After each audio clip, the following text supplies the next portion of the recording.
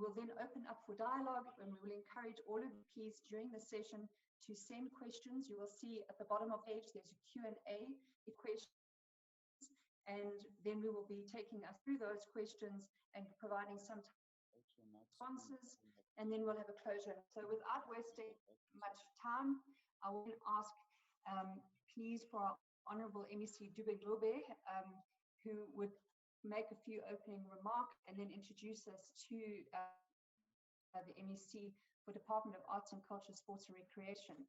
I think it's important just to note here that we're very honored to have two of these in this work stream.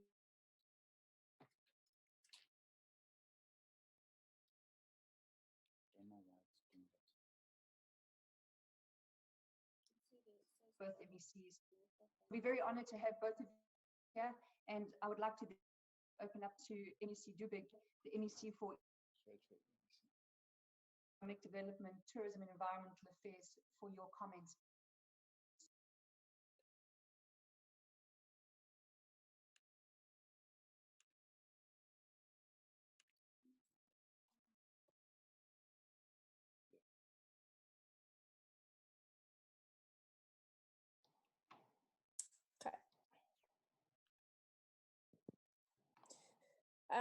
Good afternoon,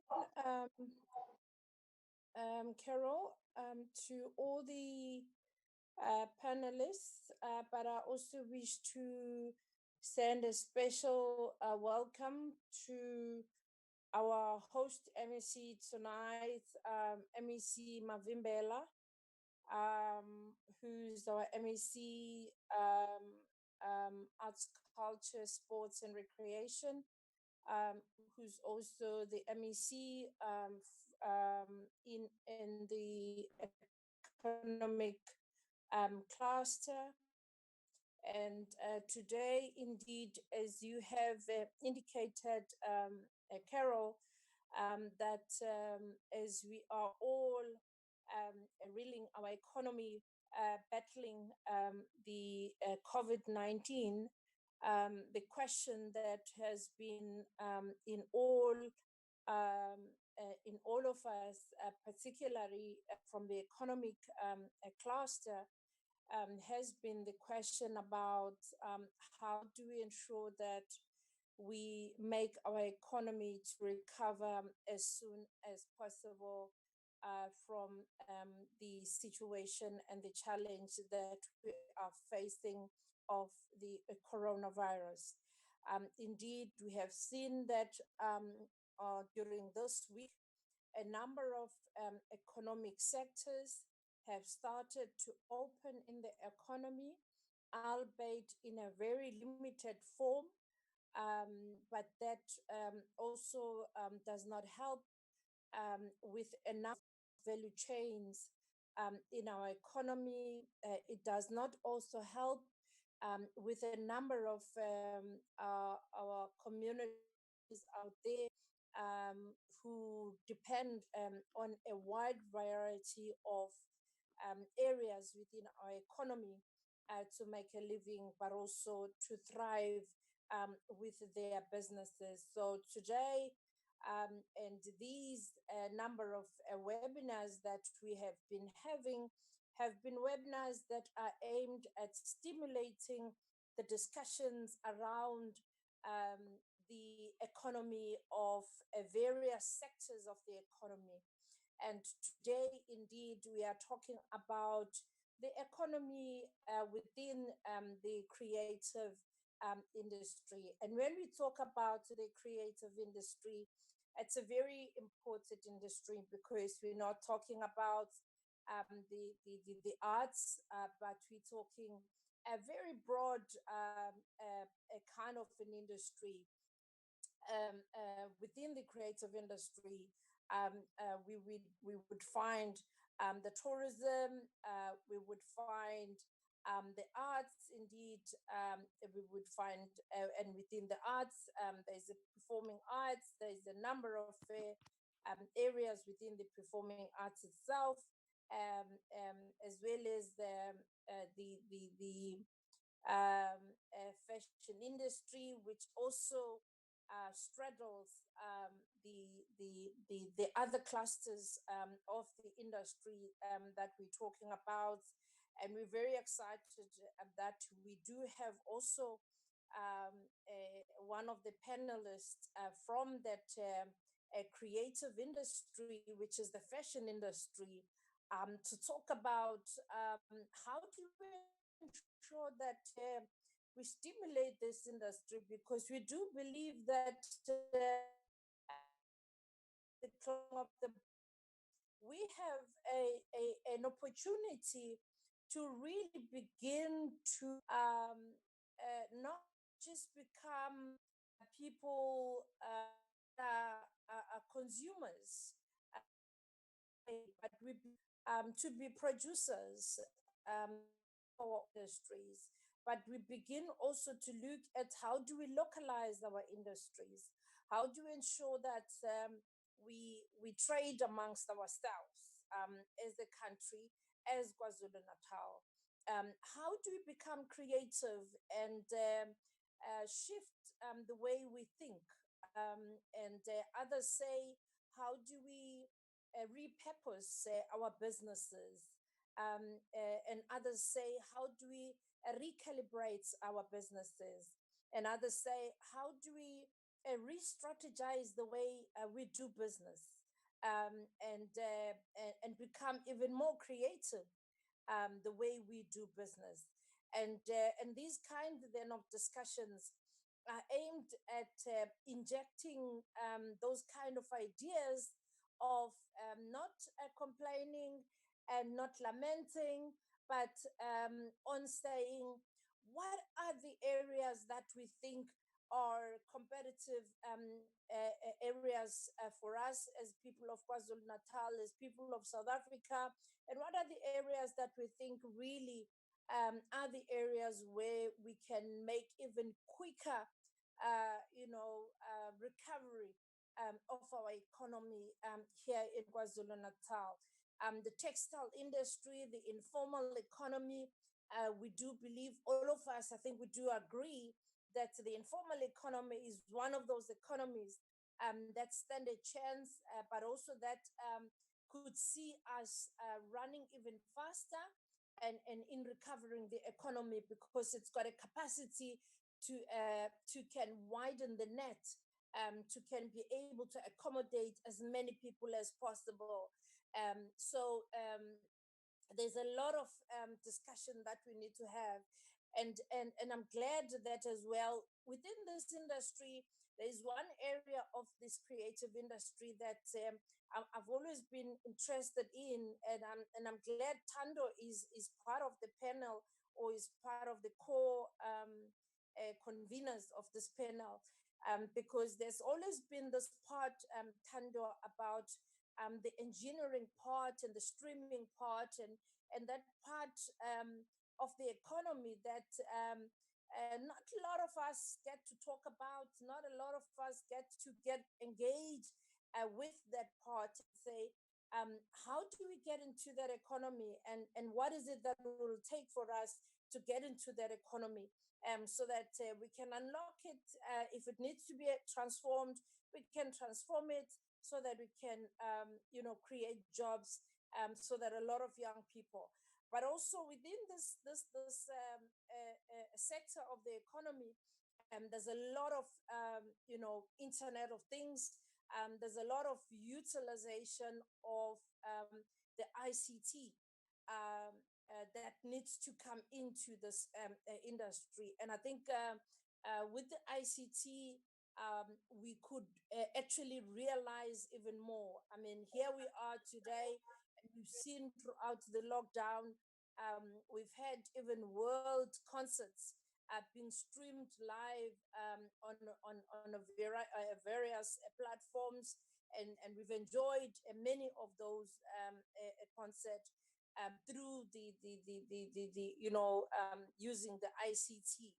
And how can we then utilize the space that has been open to us through the ICT, and ensure that where we have not been able to utilize the ICT, we utilize the ICT more, And perhaps there are gaps that has made us not to be able to use the ICT more, to can create more jobs or to unlock more jobs within this industry. What is it that that we need to do? And those are the kind of the discussions that we would like to see happening here today in this webinar. So we're talking about the economy of this sector. That is the discussion that we'd like to see happening here this afternoon. And for us within the economic sector, we're looking forward to see those a lot of suggestion, a lot of innovation, because we do believe that this type of or this kind of situation or this time of in the country that we are at, even in the globe, requires the type of a leadership that is going to rise above all this crisis, that is going to come out and rise above all the challenges and lead us to say, this is the way that we need to take for us to get out of the situation that we are at, without us having to throw money at everything, because yes, some of the things would need money, would need to invest in the infrastructure, but it's not about throwing money where into things that are not sustainable, but it's about how do we invest our monies wisely so that when we invest those monies, we can get better returns, so that we can get even more, so that we can create more jobs, so that we can create more people who can then get into that net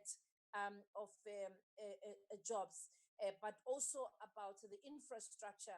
What kind of infrastructure do we think needs to come into this industry for us to sustain the industry, and what type of innovation that we need to introduce. And for us to be talking like this here, there are those brains that are behind setting us up here today, and they've been setting us up during the whole of this time. And we've had actually more than, I think, 6,000 people since we've started that have been interacting in these platforms. And that tells you that there is a lot of excitement, but also a lot of innovation that we can still inject into this discussion. But more than discussion, we would like to see action plans come next week. We want to see something starting on the ground. We want to see things moving. We want to see those small and medium enterprises. We want to see those jobs being created. We want to see those, small and medium, companies, emerging, but also thriving within this sector of the economy.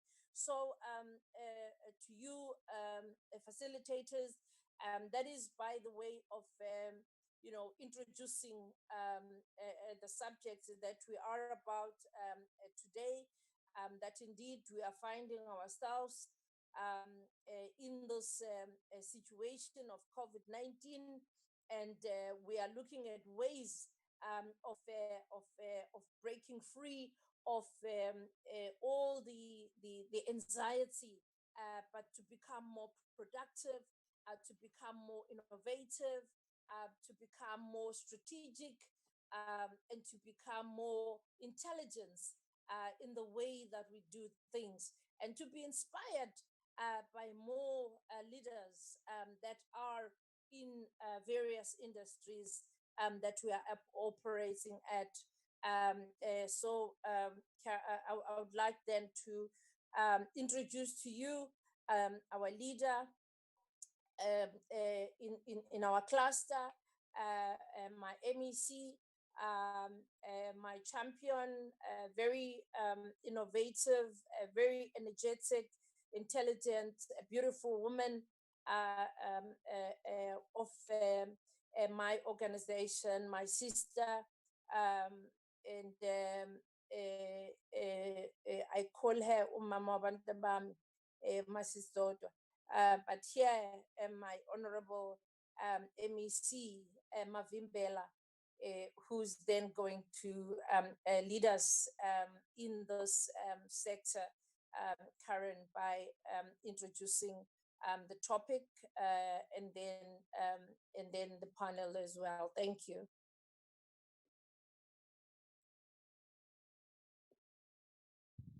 Thank you kindly, MEC.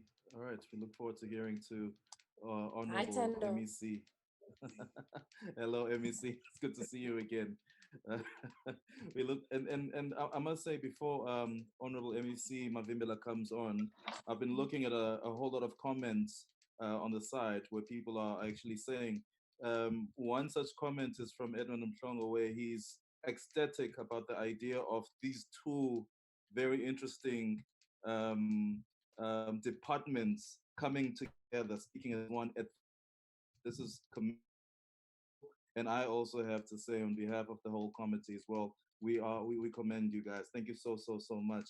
But then after, let me not waste time. Let's pass on to the Honorable MEC, while Carol is also trying to figure out and navigate this fourth industrial revolution. I think she's technologically challenged temporarily, but she will be back with us in a moment. But I would like to hand over to the Honorable MEC as well. Thank you so much, MEC. Thank you for everything. Thanks, Thando. Thank you very much, my sister, my leader, Thando, the program director, and Carol, that are program directing tonight or this evening. To all the guests who have joined us in this webinar. My special greetings goes to my leader, the leader of government business, the MEC for Economic Development, Tourism and Environmental Affairs in our province, who is also the chairperson of Asset Cluster. I think as I'm talking here, I'm talking under his stewardship.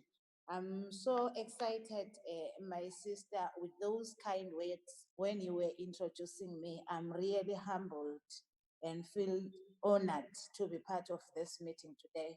I'm not going to belong, Chairperson, because we are having panelists amongst ourselves that are going to talk to us. But as the way of putting some few remarks, I think all of us, we are finding ourselves facing an epidemic which has affected all of us in some way or another. The impact we have experienced during this time of COVID-19 will indeed remain with us for years to come. We have seen a lot of people who have lost income and have their lives disrupted due to the pandemic. Unfortunately, the creative industry was not spared. The cultural sector and the creative industry is one of the industries that have been badly affected by COVID-19. As you all are aware, when lockdown was announced, most of our artists lost their income immediately. All the shows, concerts, exhibition, theaters were immediately closed, leaving many families with no income. This prompted the government of our province, the government of our country, to act and try to come up with ways to assist communities through various relief intervention. We all remember that on the 25th of March 2020, the Honorable Minister of Sport, Art and Culture, Ubaba Umthethwa, announced the 150 million rands relief package for both sport, art and culture. During the media briefing yesterday, the minister did indicate that so far they have received over 1,000 applications for the art sector. Out of that 1,000, only 232 has been recommended by the adjudication committee. We are aware that the National Fund won't be able to assist everyone.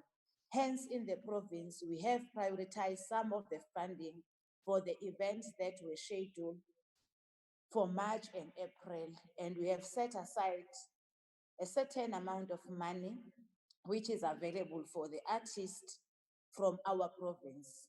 As part of this funding, assistance will be given to emerging artists from all 11 districts who did not meet the criteria for the national funding. Over and above the financial assistance, as the department, we have been working closely with various artists to come up with innovative ways of ensuring that their craft is still used even during the lockdown. Last month, on the Freedom Day, we hosted the visual concert where various artists performed on the department page. What this lockdown has done was force us to come up with creative ways of engaging communities using the digital platforms in building social cohesion. What this exercise has taught us is that there is still a lot that still needs to be done. The art sector is vast, as my Honorable MEC was alluding to that.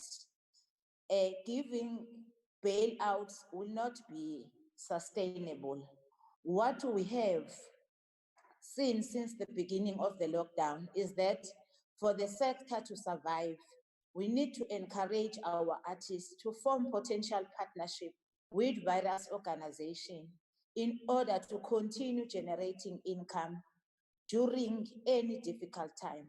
At the same time, affordable and creative way of getting the message across to our communities is required. The availability of cultural content contribution to mental well-being, and over the past few months, we have seen many cultural institutions have provided an online and free content to keep communities entertained during the lockdown. Sustainable business model during and after the COVID-19 crisis is imperative for the sector to survive. Yes, I think I'm repeating some of what my sister was already alluded to. With those few words, I really appreciate to be part of the meeting. Thank you.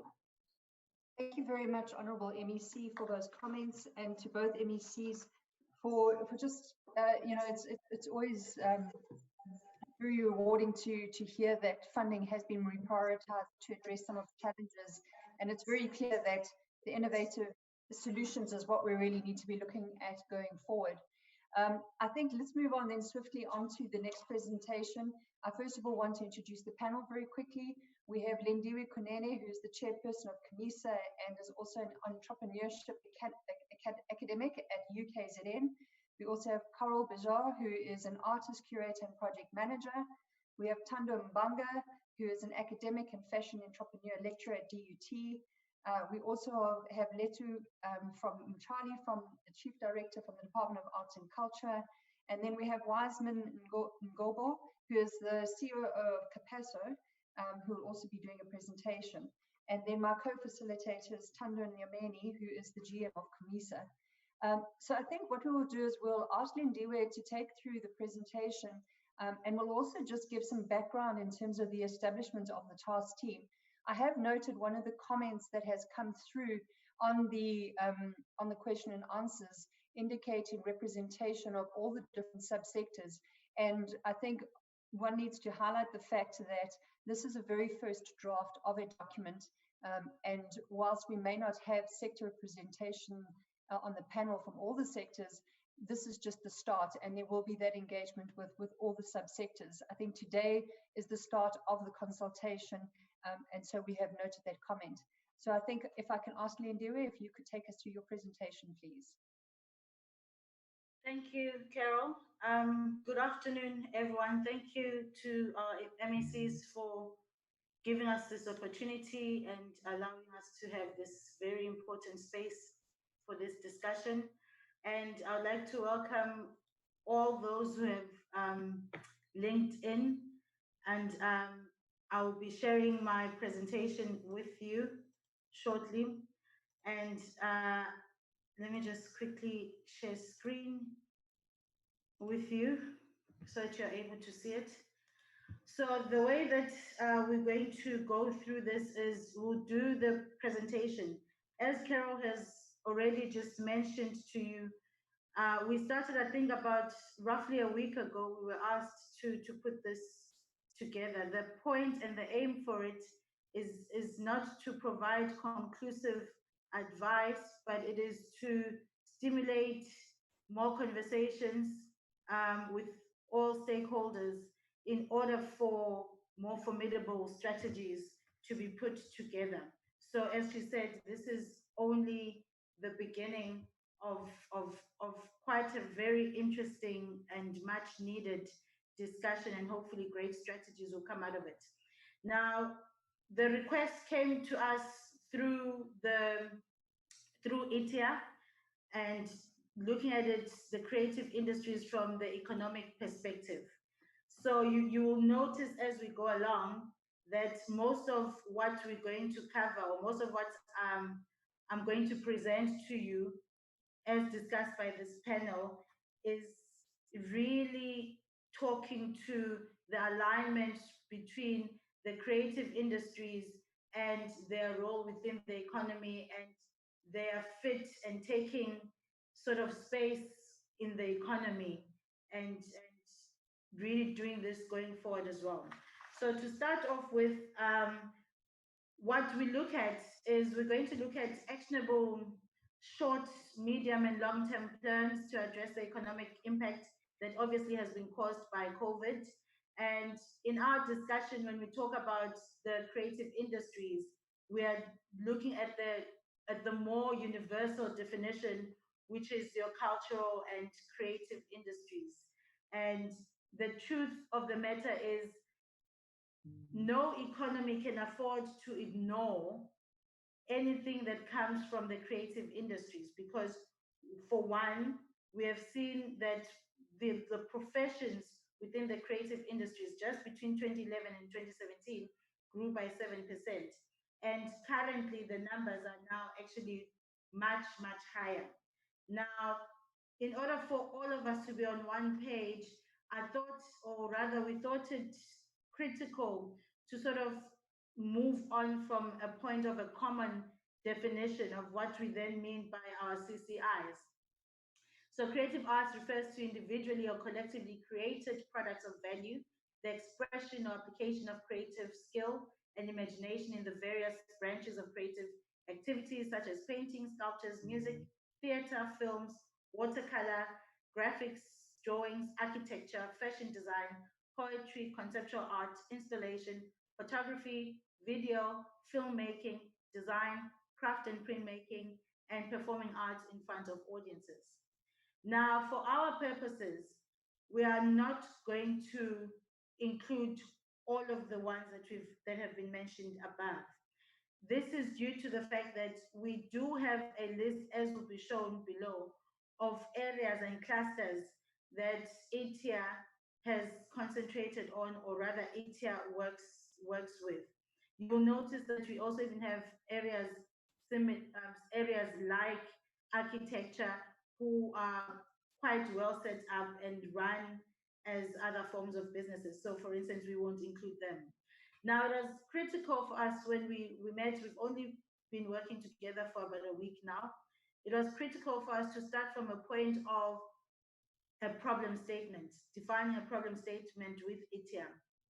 And obviously the problem statement is quite common knowledge, which is the issue of this pandemic that we're faced with, that is ravaging our economies as we know them. And this means that it doesn't leave out the creative industries. In fact, as MEC Mavimbela said, the creative industries are probably even more impacted by what has been going on with the lockdowns, etc. So the issues that the pandemic has raised is that there's been increased poverty levels, people are losing their income, tourism has come to a complete halt, and we get a lot of craft that is attached to tourism. Several sectors have closed down, several sectors that we rely on as a creative industries within our value chain.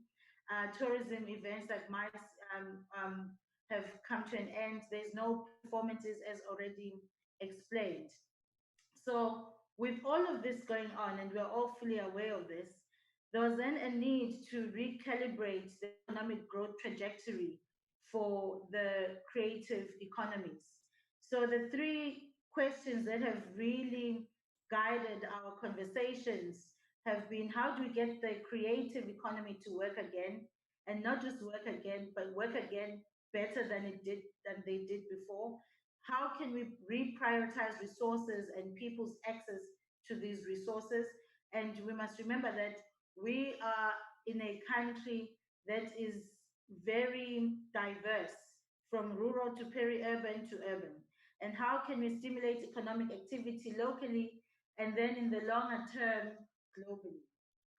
So we had to then take this on and look at the economic context as well.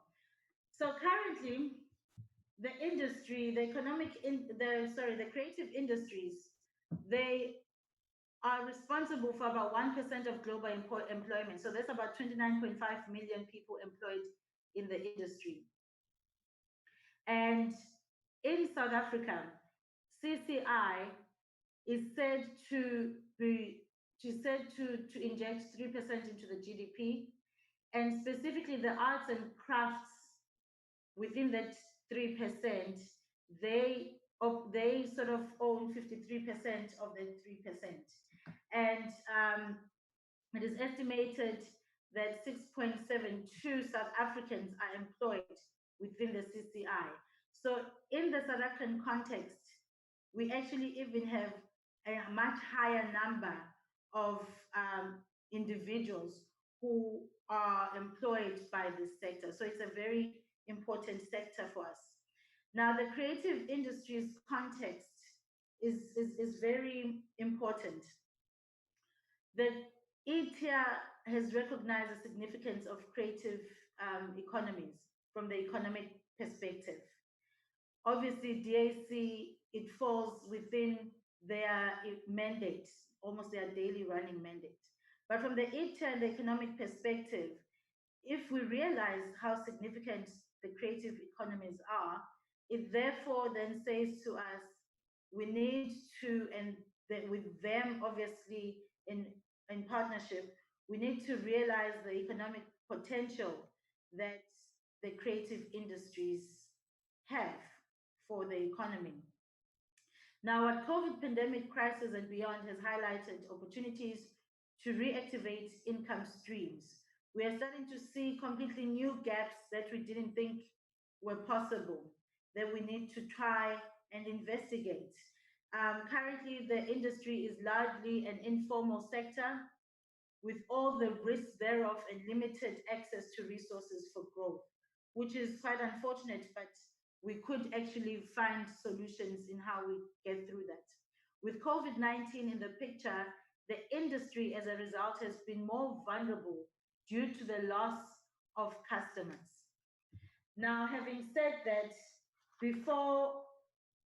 having set out the environment as it stands, let me then bring you to which key stakeholders we are then referring to. Remember, in the second slide, I had the definition, and I explained that not all those areas were what we covered in our mandate. So music, on the right-hand side, you've got the government departments who are responsible. On the left-hand side is the actual subsectors. So it will be the music, the visual arts, the film, the crafters, the fashion design, and the performing arts.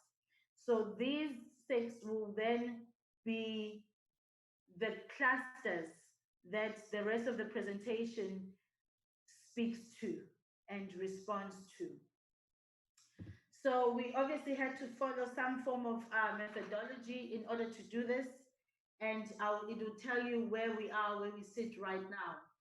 So in terms of how it was, this think tank was started, it was started by Edtea. We were called, a number of us were called up to volunteer to assist where we can.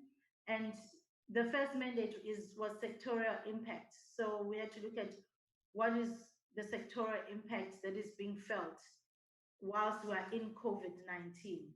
Now, the whole aim was to then follow it up with this next phase, which we're doing right now, a consultative process, so that we can identify further interventions, identify what needs to be done urgently, what can be done in the future, and just get a general feel of what should be done. The whole aim is to also go into policy interventions and look at the policies that exist and identify a set of policy interventions to ameliorate the impact of COVID-19. And when we say to ameliorate the impact of COVID-19, we don't just mean now. We mean this needs to happen now, both during and post lockdown. So, which meant that we have to go into the status quo. Now, the way I'm going to cover the status quo is going to come from two perspectives. I will look at the general status quo, which will then be followed by the different subsectors status quo. And I think this is very important. And let me just come out very early and say that we are still missing two industries, but I'll cover them later, that we would still like more information in order to complete their status quo. But the general status quo currently sits like this. It's access to raw materials, which will be explained in detail further, access to markets, limited access to ITC,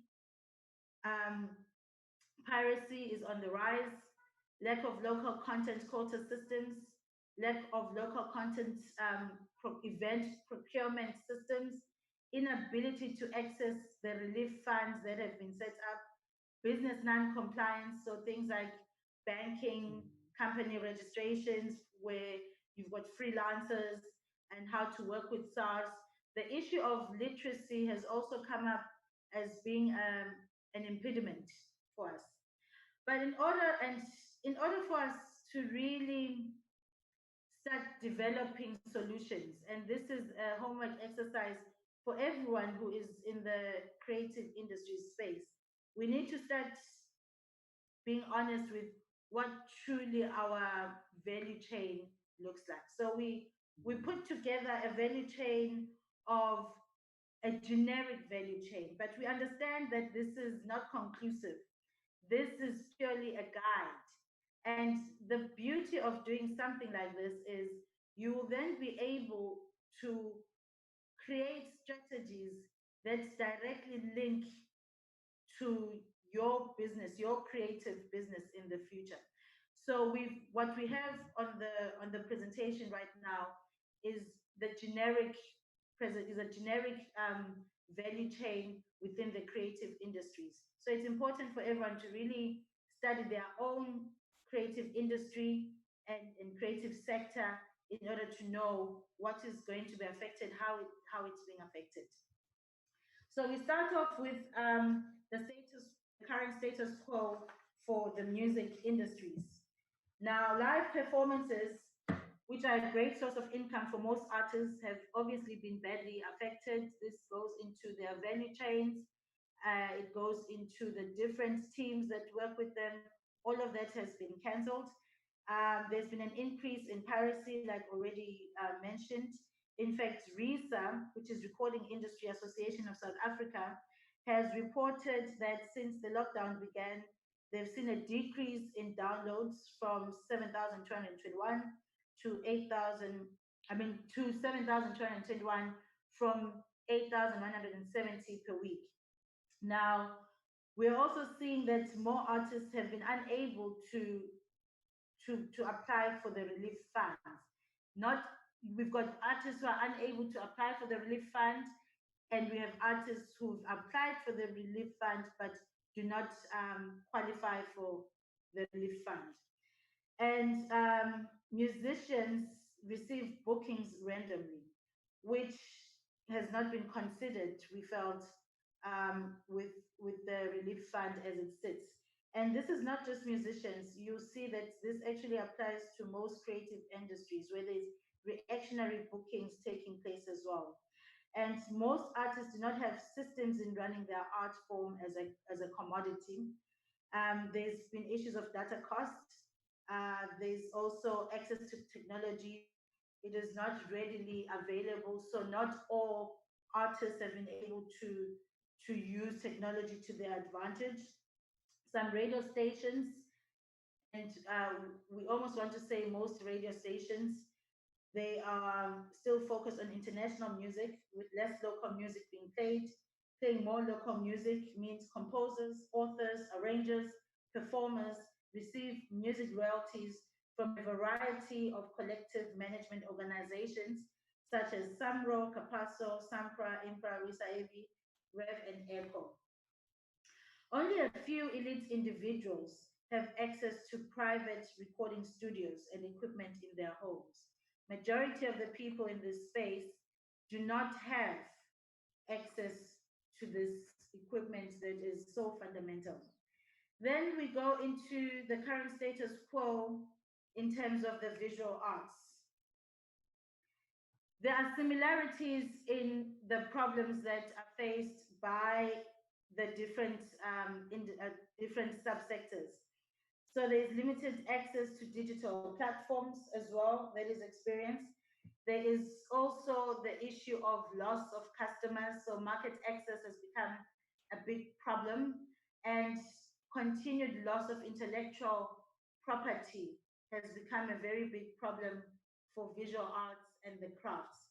And in talking about the crafts, and as had mentioned earlier, the link it has with tourism, it really would, we thought it would be very important for us to just quickly go through how this really works and how the cultural tourism link really then gets affected and where the problem has been. Cultural tourism is linked to the production of craft, of stories, of performance, of music, and of artworks.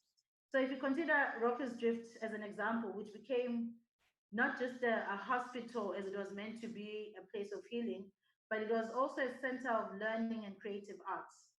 There have been many attempts to develop centers that are similar to what happened in Rockers Drift. But the support of these initiatives need to be driven by communities themselves. Historically, there's been an inconsistency in the commitment to run and manage these spaces, as it is often complex to manage and they're usually based in far-flung areas and leadership politics gets in the way. While this is historically an issue, the emphasis on addressing this age-old problem will assist government in reducing reliance on unincentivized aid, specifically as current and post-pandemic scenario. Now, this example here takes us through the true realities of what this industry faces. And we'll have, towards the end, a solution of how examples like this can actually then be resolved. The current status quo for the film industry, the critical challenges facing the film industry are as follows. Pre-production planning in terms of location scouting, crew, and cast selection came to an end. But we've seen that there's now, as of yesterday, after the minister's presser, there has been some adjustments that we're seeing. So even with production, there's been some adjustments that we're seeing. There's been issue to access to markets, has been a problem, access to production facilities. People can't go into studios, can't access their equipment, you can't go into locations, access to post-production facilities, access to consumers. Consumers can't go into film festivals and into cinemas. Excuse me. Given the lack of regulated industry, filmmakers are considered as freelancers. And this, we feel, is a very critical area that we have to really go in detail with, of freelancing, because there needs to be emphasis around freelancers. Now, freelancers won't necessarily be able to, they won't have access to UIF. and they struggle to get the relief grants. So we still need to think around what happens there. Access to funding has stopped for most programs. New programs are actually not even funded by organizations like NFBF and NDAC currently. And training programs and industry workshops which are key in creating skills and knowledge, have obviously come to an end. So having gone through this environmental analysis, so to speak, we then had to look at what immediate solutions could we then look at. And in order to look at immediate solutions, we looked at what government had already put out through the DEC minister, the issue of relief grant fund. And we said there's a need to really consider all of the following: those who have events that are cancelled, freelancers, and the work that they do, artists, crafters, musicians, performers, agents, facilitators, fashion designers, all of them had to be considered. So it's also just going back to the value chain and considering all the different players that make up the value chain and saying that they too need to fall into this grant relief package.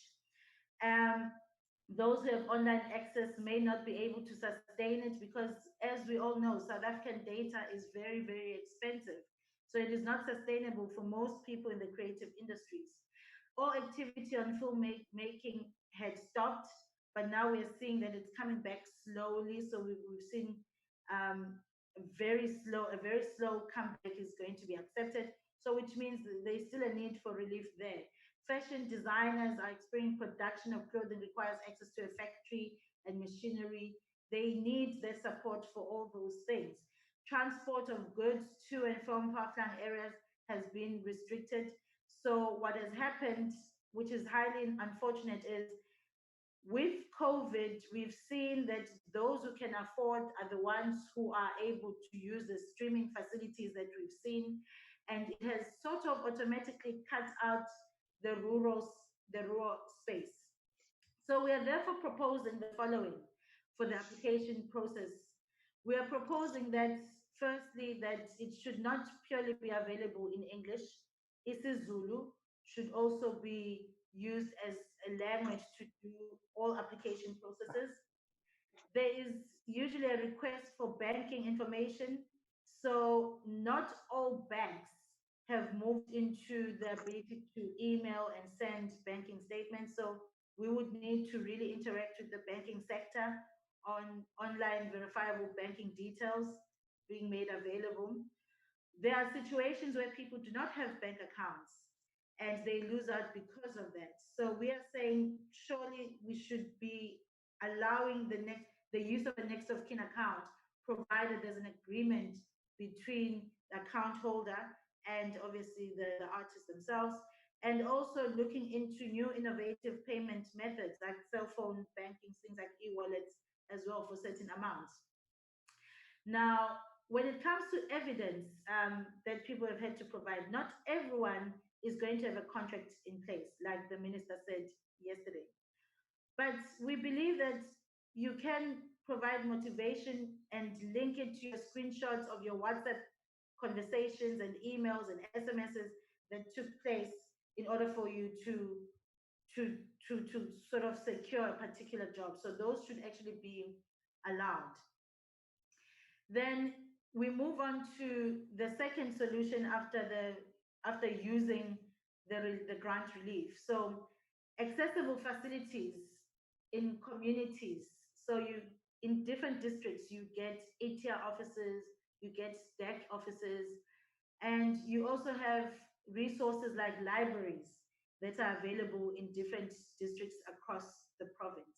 And we believe that these are now going to really assist us, and we need their use now more than ever before, because these spaces will allow for sources of information to be disseminated. They'll allow for, you could actually even have translated information on there, because we believe every communication that comes out should be bilingual. You could find individuals who could assist in these spaces with application processes, access to equipment, access to Wi-Fi, and we also even started thinking around the availability within districts of mobile facilities, which could go to the actual participants within the creative industry space. Now, obviously, one of the biggest issues there is the issue of security and risk and all of this getting stolen. So we need to put our heads together on how we then would deal with something like this. Now, the other thoughts that went into regional spaces and rural spaces was to have distribution of equipment in different rural areas. So where people in a particular area know that if they go to Utemba, Esgodini of such a Esgodini, Esinje, they'll be able to access the technology that they need to also play a role and be part of the live streamings that are going on, be able to do the applications that need to be done. I've just been asked if I could ask you to try and wrap up quite quickly in the next 5 minutes, if possible, please. Okay, so I'll try. I definitely will try. So all these sectors, so which will mean, let me just skip a bit. So all these sectors, what we then came up with was, I'm just going to go into the actual interventions. What we then came up with, having identified all these problems, was that there was a need to then have interventions. But I think you have access to the document. I think everyone, will they have access to the document afterwards, Carol? We will make it available. Okay, so you'll be able to go through everything that I probably have to skip through now. What is important is the interventions we've tabled. And these interventions require a bit of groundwork. So it means that we have access to those areas that we mentioned and those offices. We need to have updated databases. We need to have to update our training and development programs. We need to, government needs to update the different creative industry policies that they have.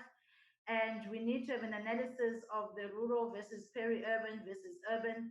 And most importantly, because we realized how difficult it was to get information, we need to almost have a culture of having a year-on-year research on the impact the creative industries have, because this could be used to lobby support from government in future. So I'll quickly just then go straight to the interventions. So this presentation that leads us to 10 items that we identified for proposed intervention. The first one is buy local campaign, public sector. The second one is buy local campaign, private sector. So with both these, we are saying, going forward, all creative industries procurement that is required by businesses in KZN and by government in KZN, they should first start with finding the suppliers here in KZN. Number 3, promotion of local KZN talent. And this is when, if we partner with our TV stations and our radio stations, one, we could go the route, not that one, it's a model that includes a number of things, from getting interviews to product placement to performances on the different radio stations and on the different television programs as well. Then you get number 4, accessibility to facilities, which we've just spoken about when I went through the list above. Number 5 is technological solutions to assist with live streaming, as already mentioned. Number 6 is awareness programs during COVID. We need to get these going as soon as possible, so people know what information is available, where and how that information is going to assist them. And number 7, skills development. We need to start talking to tertiary institutions and TVET colleges to get our training programs to include compliance, business management, marketing, IP information as well. And one of the KPIs we should include here is that a training program should not end without compliance being actually done by the delegate. Number 8 is the incubators, as previously mentioned, which will assist the people in different districts. And policy and legislation, different subsectors in the creative industry space have got different viewpoints about the current bills that we have out there. So we need to give time during this time when everything's on lockdown to all sit together in different spaces and start looking at how we're going to respond to the bill before it is signed off. And lastly, we need a simplified social relief grant system, as we mentioned earlier above. So that is where we are right now. And obviously it is still really at the beginning, the foundational phase, and we need all the input we can possibly get to sort of complete this and make it something quite formidable to follow. Thank you. Thank you very much, Lindiwe, for that presentation. As we said, we will share the presentation on these emails. We'll also share it on our websites. We'll share it with the different industry associations just to get as much input as we can. I think we'll also at the end indicate the email address should there be comments on those documents going forward, and we'll just conclude with that information. I will then ask for our last presentation by Wiseman Ngobo to just give us an update in terms of what the institution has been doing. And I believe they've been doing some amazing work and have already paid out about 29 million rand for the distributions of 4,000 composers and authors during this pandemic period. So I think I'd like to hand over then to Lindiwe.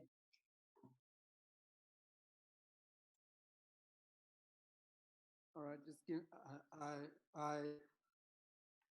just give me a second here.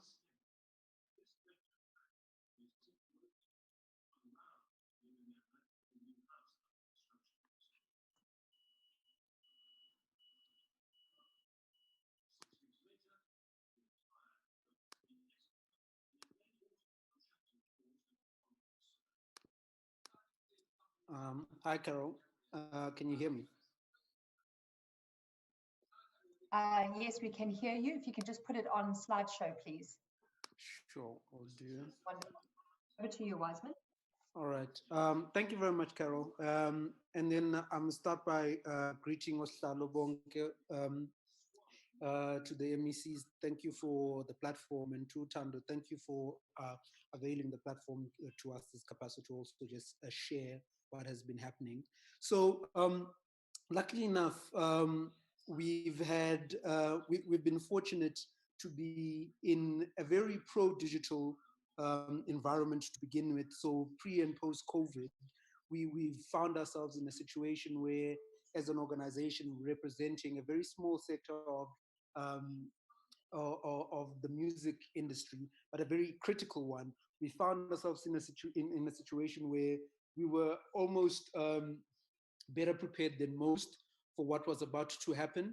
But what we've then since identified is the unintended consequences, I suppose, of a lot of the digital consumption that is happening right now.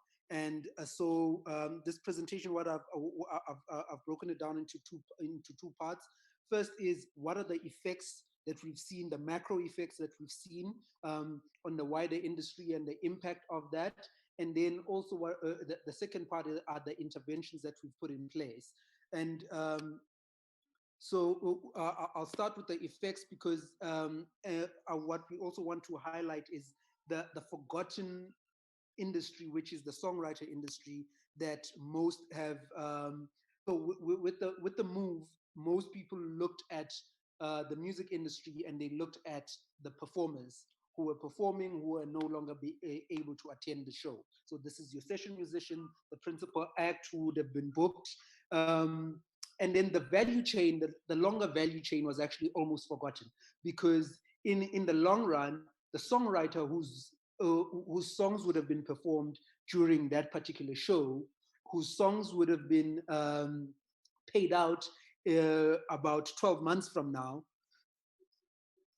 has been unable really to showcase that they had a show cancelled, so they cannot really apply for the governmental intervention, the governmental grants, because they have no way of showing what songs would have been performed at that show prior to the cancellation. And because the show wasn't booking them in their personal capacity as a songwriter, they were booking the performer. There's no way in which they can show documentation that their music would have been performed at that show. And then secondly, because the effect on their revenue is not immediate, these royalties that they would have received are only going to be available about 6 to 18 months from now. That's the only time that they'll only really see the long-term effects of COVID-19 on their business. At least the royalties for the performance income they would have received during this time. Much focus and much of the relief efforts have actually ignored them. So that's one of the key things that we've really seen as a very immediate effect. And also we've already had a lot of our clientele, primarily the ones that we see who are shops and who use music for in retail spaces or at malls and in their small businesses, who have had to close down for the last month, have had to then come and ask for reprieve from a licensing perspective, because they can no longer sustain their monthly payments, because they no longer can pay for that income. And the more detrimental issue really also on a long-term effect has been the decrease in advertising revenue. So generally musicians earn, particularly songwriters, earn in one of two ways on digital platforms. They earn from the advertising revenue that the platform would receive when people put ads on. When you log on to a YouTube, the ad and you are a non-paying subscriber, the adverts that get put on there then get split and shared with the musicians on the back end between the licenses we would have put in place between ourselves and YouTube. So in the lead up to COVID, these people run campaigns on a weekly basis on the platforms, and because companies were shutting down or have had to reposition budgets, you then saw a decrease in the available advertising on these platforms. Which you then couple that with just how much increased usage you had on the platforms. So you're going to find we're going to find ourselves in a few months' time, when we run distributions, with a lot more usage of composer works, but with a lot less money to pay out, because the advertisers had pulled out, whereas the people who were consuming the music had increased because they were all at home. Thirdly, we saw a huge increase in UGC content. So everybody is jumping on social media, whether it be TikTok, Twitter, Instagram, or multiple other platforms, and then either doing covers, performing, playing their favorite songs. And the difficulty in this from a licensing and a payout perspective is that there's no way that the platform has of reporting that usage. So an increased what we call user-generated content, in user-generated content results in a more difficult royalty payout in a later stage, and I'll highlight a little bit after this on why that becomes so. Carol, if you can just indicate to me how much time I have, so I know how to adjust myself. I think you've probably only got another 10 minutes, because we really would want to 10, open okay, up more discussions. Yeah, great. Perfect. 10 is great. Okay. 10 is great. I'll go through this quickly. And then fourthly, we've seen a huge increase in what you would term live streaming concerts. But unlike physical concerts, where all the necessary licenses are in place, live streaming concerts are not necessarily substituting for the revenue that a songwriter would receive from a live concert, primarily because the people who are putting on these live streaming events are either unlicensed for that type of consumption, are using a platform that's unlicensed. Some of them are genuinely unaware that they need to be licensed for that service.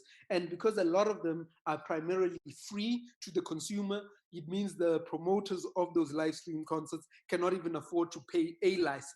So you end up with an increased usage that does that tries to replace a show that would, in essence, pay everyone in the value chain, from a roadie to the people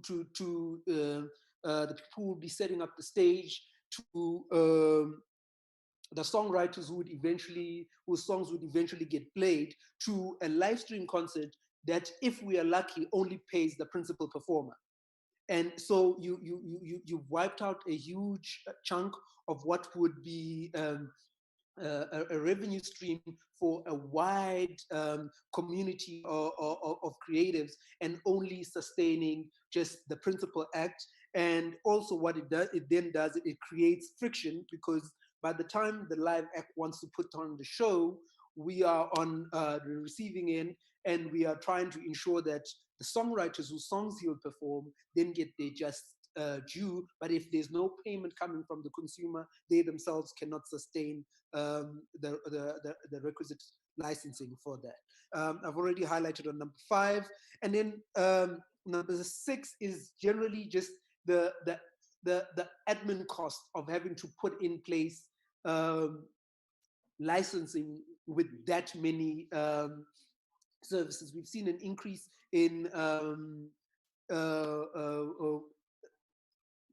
churches trying to get licenses, which would ordinarily not go through a live streaming aspect, because everybody would be at church. But a proliferation of them we went from getting maybe 1 every 3 months to getting about 30 every 3 days.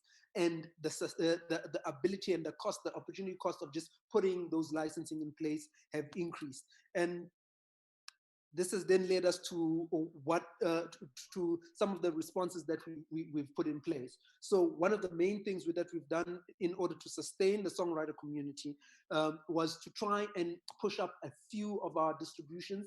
In fact, we've already run about 3 different distributions. We had a March distribution.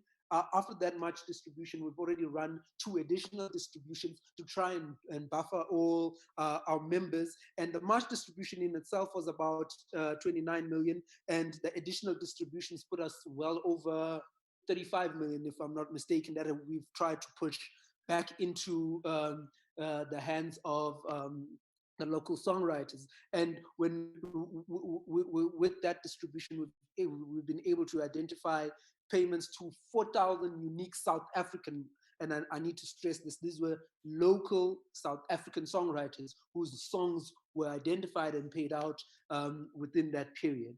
And then also what we've then done is we've engaged different stakeholders on different promotions that they are running. In fact, as of this week, you'd have seen on platforms like Apple Music, they're running a pro-Africa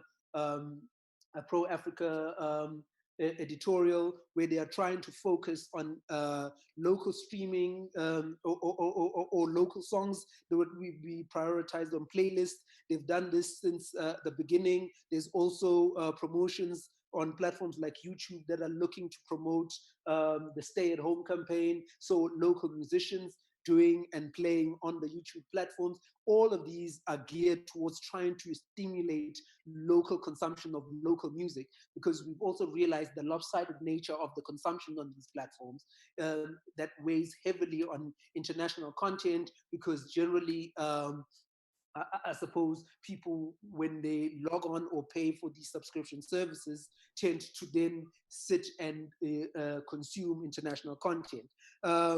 We also engaged on multiple platforms with the department, trying to see different interventions that could be made, also dealing with whether or not how we can assist in the department ascertaining who the musicians that deserve to be granted the relief are, sending as much document and data as we possibly could to the department as they engage that process.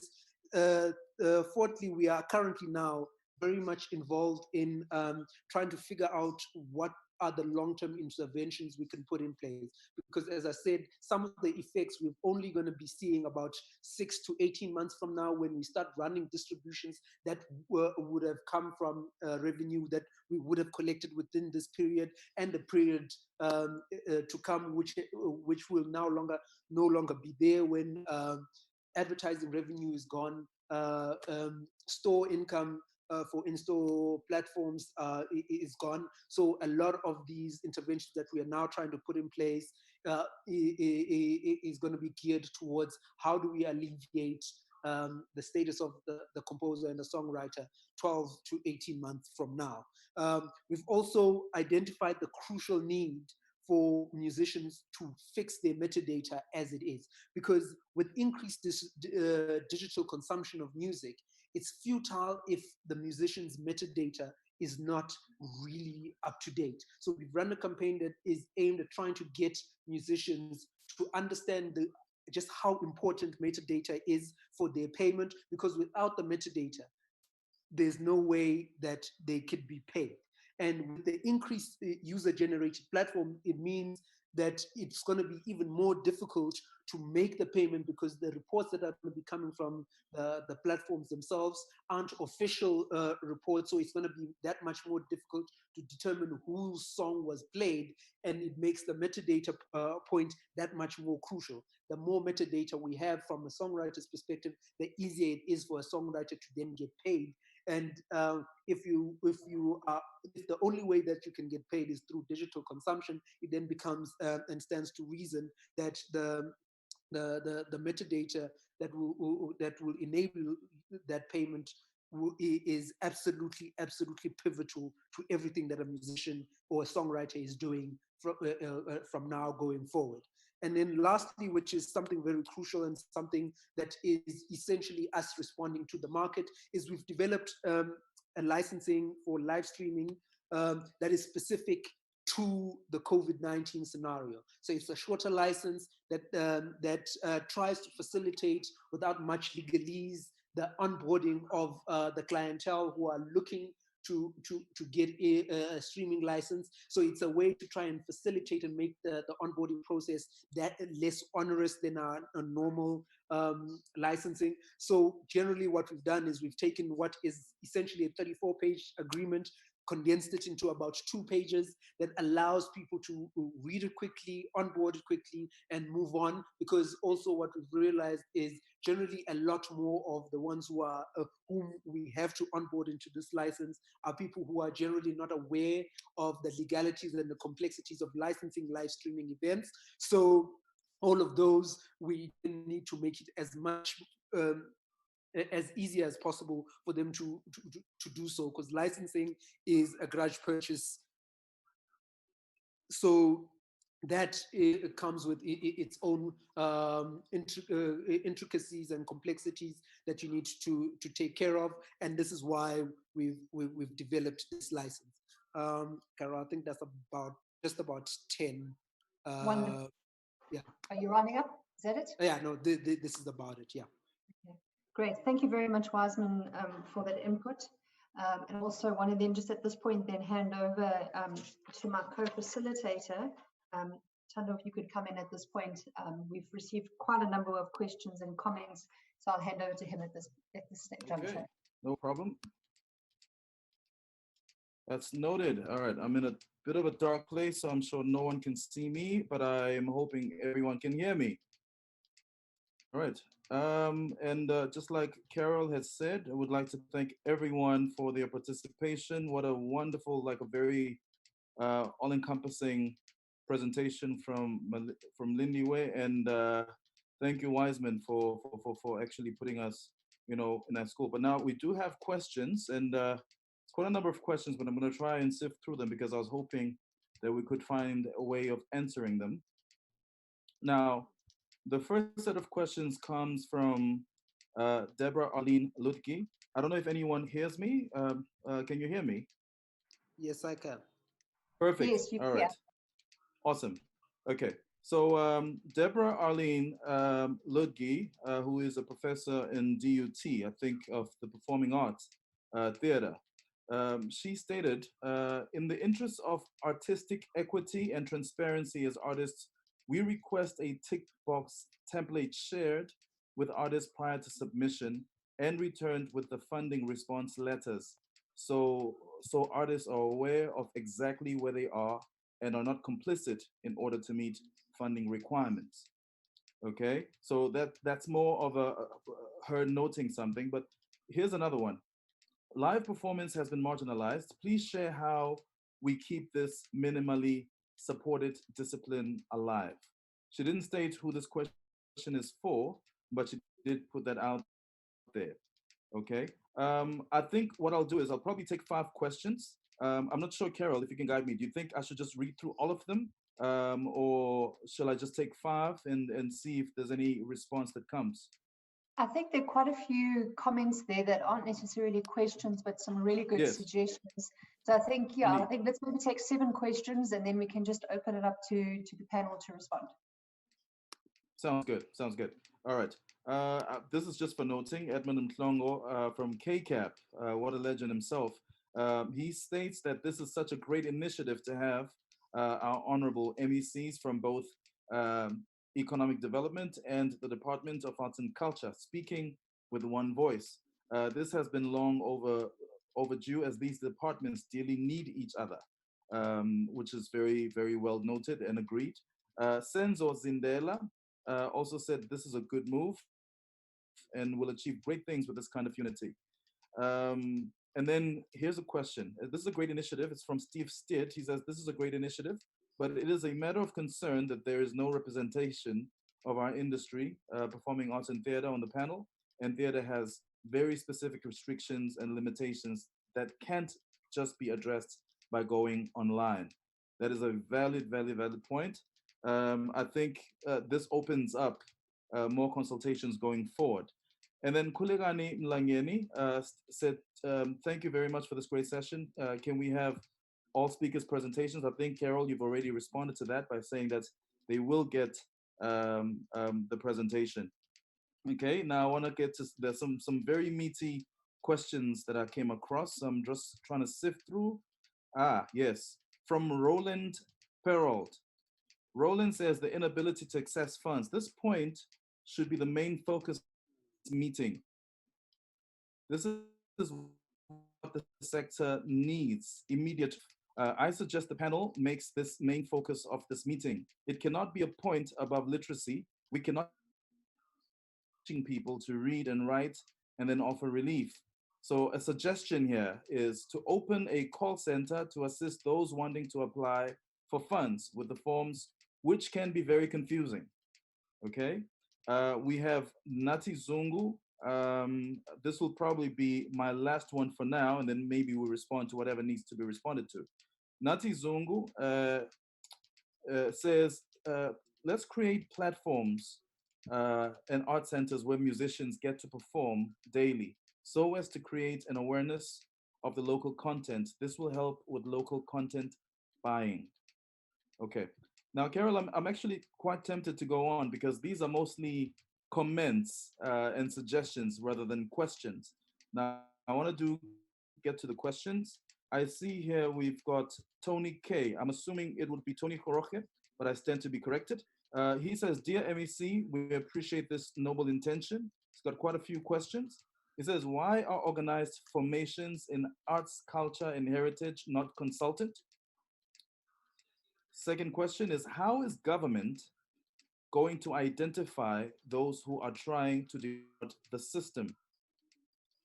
And then DAC has a system to vetting and verifying artists during CIFSA conference last year.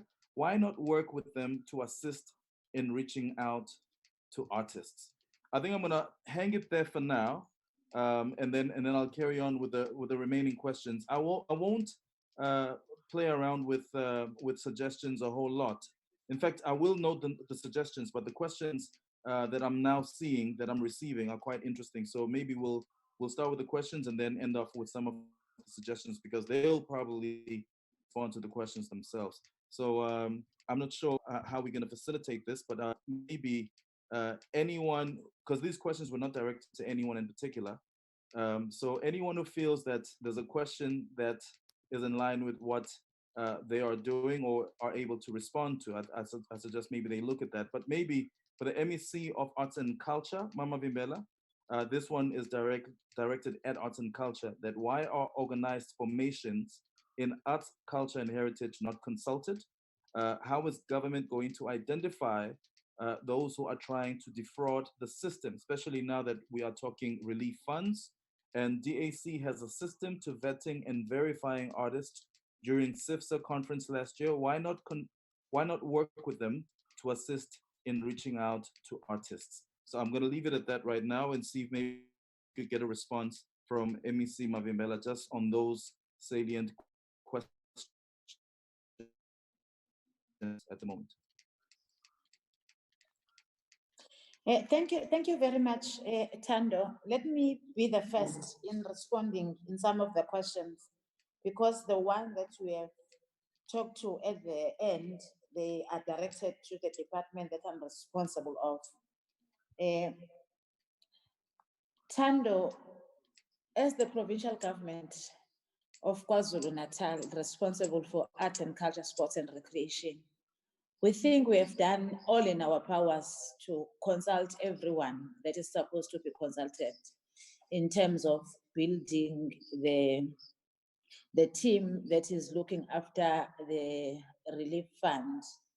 Indeed, we are working with CIFSA. They form part of our adjudicators, so we are working with them. In terms of vetting, I cannot answer that one really, because there are a number of artists, they are doing a number of things. So if they can display that that particular person is an artist and the CIFSA allows them to be, because the CIFSA is the body on its own, and it has launched nationally, but as the province, to be short, we are working with CIFSA. It's part of our adjudication. Whatever that we are doing with CIFSA. In terms of throttling the system, we are relying to the conscience of our artists, because whatever that you can do, whatever plans that you can put in place, because we are all intelligent and we keep on trying to defraud the system. So we are really relying to their honest and their conscience in order for them not to fraud whatever that is being put before them to assist them, because we want to assist the artists. As I've said in my opening remarks, that this is not sustainable and we cannot live out of the relief funds. We must find other ways in terms of going forward and paving the way for the artists. But to be short and precisely, we are working with CIFSA. We have put all the people that we think they have got the technical skills in terms of understanding what is needed in terms of adjudicating those that have applied. Remember, some have applied nationally. Those that have applied nationally are not going to be considered by our province. We are going to consider those that have not been considered by the national government, because we want to avoid the double dipping as the Department of Arts and Culture. And we are not giving the whole amount as compared to what they were supposed to be giving. And what we are giving is guided by the honorable policy that we are using. Where we are supposed to give 50,000, for instance, we will be giving 60,000, we'll be giving 60%, because they have not performed, but they've displayed that they have incurred some expenses, then we have to assist them. So we are trying our level best in terms of dealing with that one. Yeah, I think I've responded on the consultation and the working with CIFSA. Wow. I think those were the questions that they were directed to me, Tando, unless there is something that you want me also to respond on. But Tando, because I'm looking at the time, No, I think it's also yes. important to share our communication lines, because we cannot share everything and respond to everything that you want to respond to. We are having our WhatsApp number and it's being operated and managed on daily basis. It's 083 451 2880. We are also on social media. They can follow us on Instagram, Twitter, and Facebook. And our handle is @KZN. And they can drop us an email at info@kzndac.gov.za. I don't know whether I'm too fast, Tando. I don't want to finish all the time. No, I've got it. Thank you. I think let me just repeat the number that you said, the MEC. You said it's 083 451 2880. That's the WhatsApp line? That's correct. Yeah, that's correct. All right. And the email would be info@kzndac.gov.za. That's correct. You are smart. Perfect. All right. Yes. Perfect. Yes. Thank you. Thank you so much, MEC. We're definitely going to be sharing so that everyone has it and they may follow up with questions. Now, I think, MEC, thank you for answering and for putting it across. I must state to everyone who's participating right now that because of time, we may not be able to take all the questions because we're limited up till 6, and I see that we've only got 18 minutes before we get there, but we'll still take some more questions. The questions you have, however, asked, we will make it a point that they are responded to, and everyone is going to get a response to those questions. We will make it a point because this is just, I'm believing that this is probably just the first of the many dialogues that are yet to come. Now, there is another question that was asked that I'm thinking perhaps would need a response to identify who is able to answer this. It was from Debbie Arlene Ludgi. She said, could all funding, let's see, is there a performing artist representing live performance from the industry?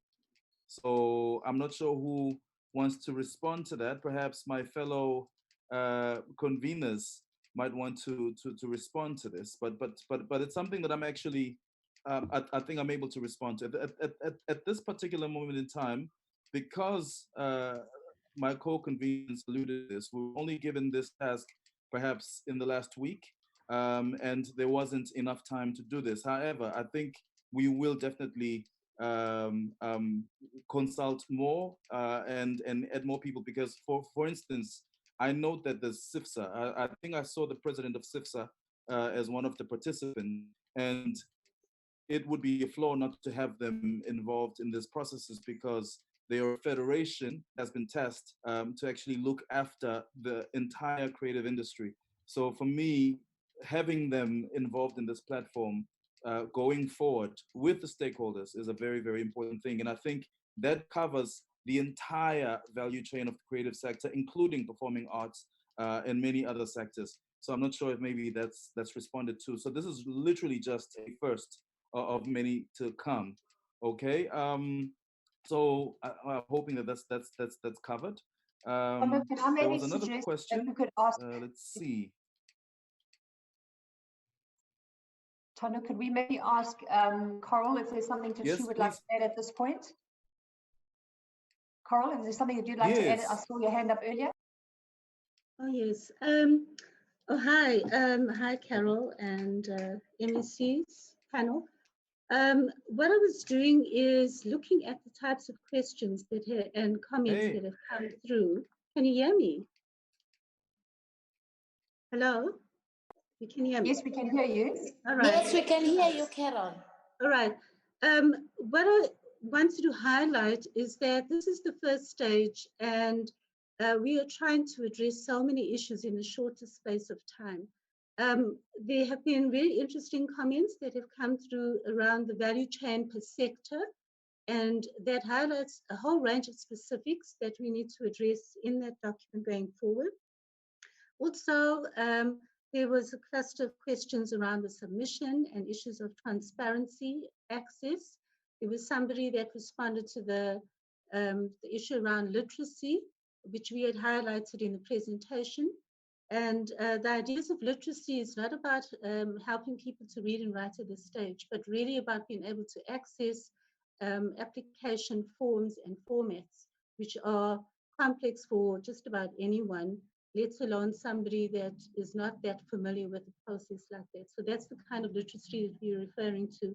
And then the issue around consultation, whether all sectors have been adequately represented here. This is why this particular consultation process has been so important, to hear what the industry is saying right across the board. And there has been so many comments that have to be taken into consideration. Not all of them are questions, as we had indicated.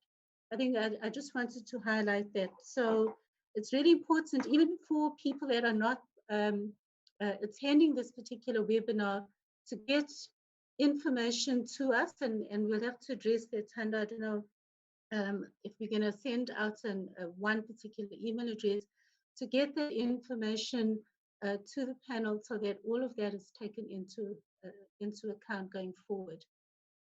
Okay, I think that's we will be setting up an email address. I'll just present on that at the end.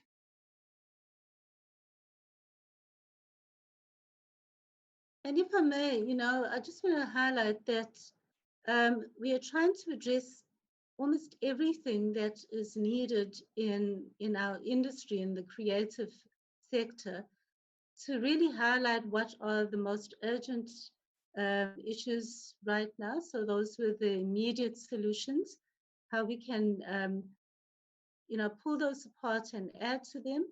And then obviously something that's much more long-term that we can build on. Thanks.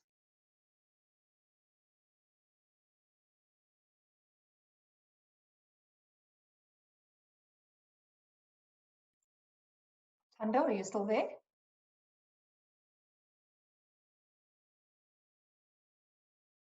Hi, Tando, are you there? I think we may have lost him at this point. I think then I'll just need to just take over from him until he does come back online. All right, I'm back. I'm back. Oh, you're back. Great. Okay. All right. Can you hear me? There we go. Yes. So I've got some technical issues, yeah, but it's all good.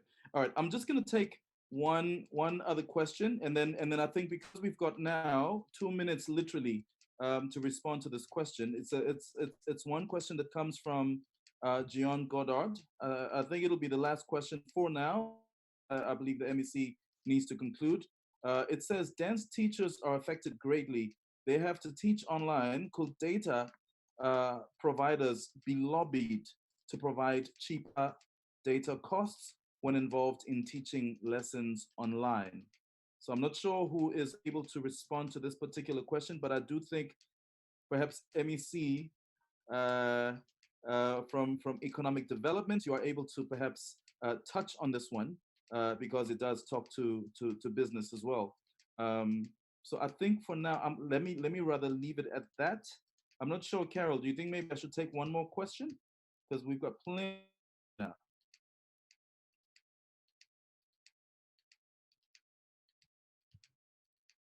Carol?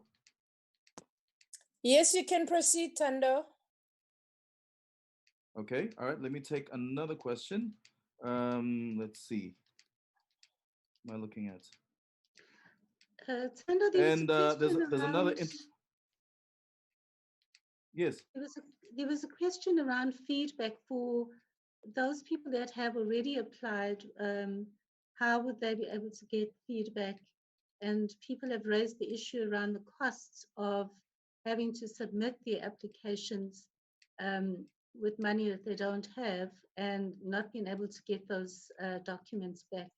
I think that's one that the arts sector really understands very well. Oh yes, the issue of compliance, because most artists don't comply. Am I getting it right? And then the feedback from those who did apply. Well, yes, but it's not only about. Yeah, yes. It's not only about it's in one of the questions here. It's not only about the feedback.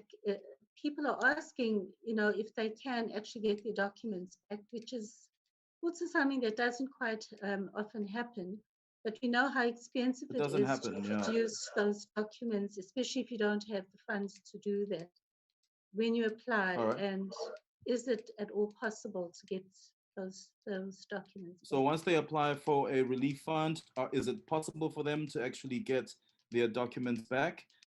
If they haven't been I think successful. perhaps if they've not been successful, I think to the MEC of Arts and Culture, Mama Vimbela, that one will go there. But I see MEC Umama Unomusa Dube is ready to respond to the other question. But maybe while she's ready to respond to that, there was a question from Standiwe Koroke as well that says, thank you for this detailed presentation. What are the possibilities of hiring performers to do edutainment in all districts on COVID-19?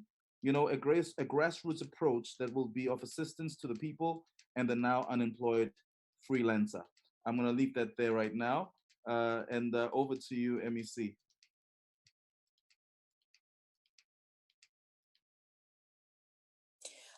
Well, Tando, I didn't want to stop this very exciting discussion that is still going on. I thought perhaps I was trying to check with our IT guys if they can still give us another 15 minutes for the panel to summarize. Before then, I can then take the last questions that were directed to me, if that is okay with everybody.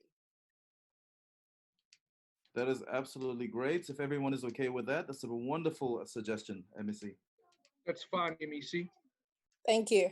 Awesome, awesome, awesome, awesome. Okay. I think just to so come in so here, then, Tando, yes, Coral? apologies.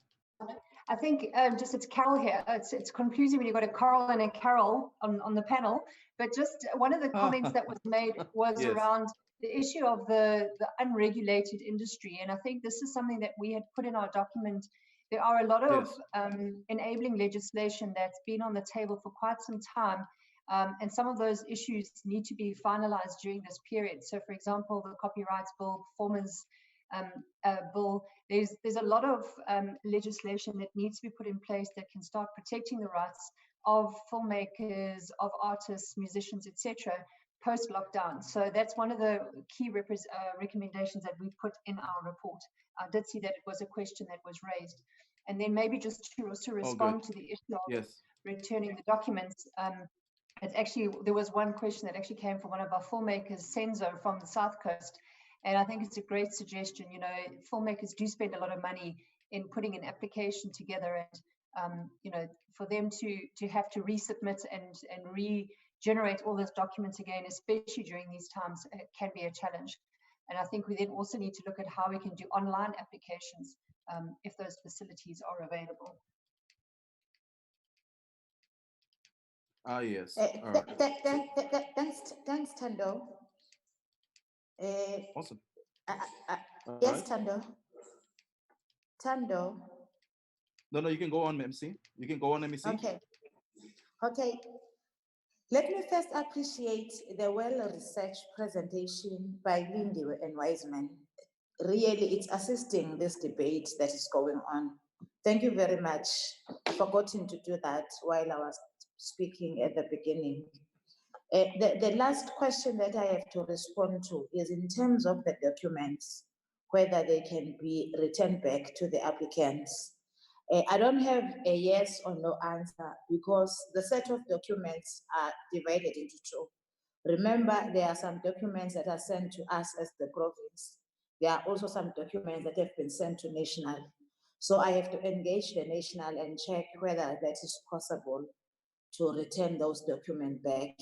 And also I'm going to check with my technical team whether that is possible for them to return the documents back for the applicants. I understand the whole of work that they are doing in filling those documents.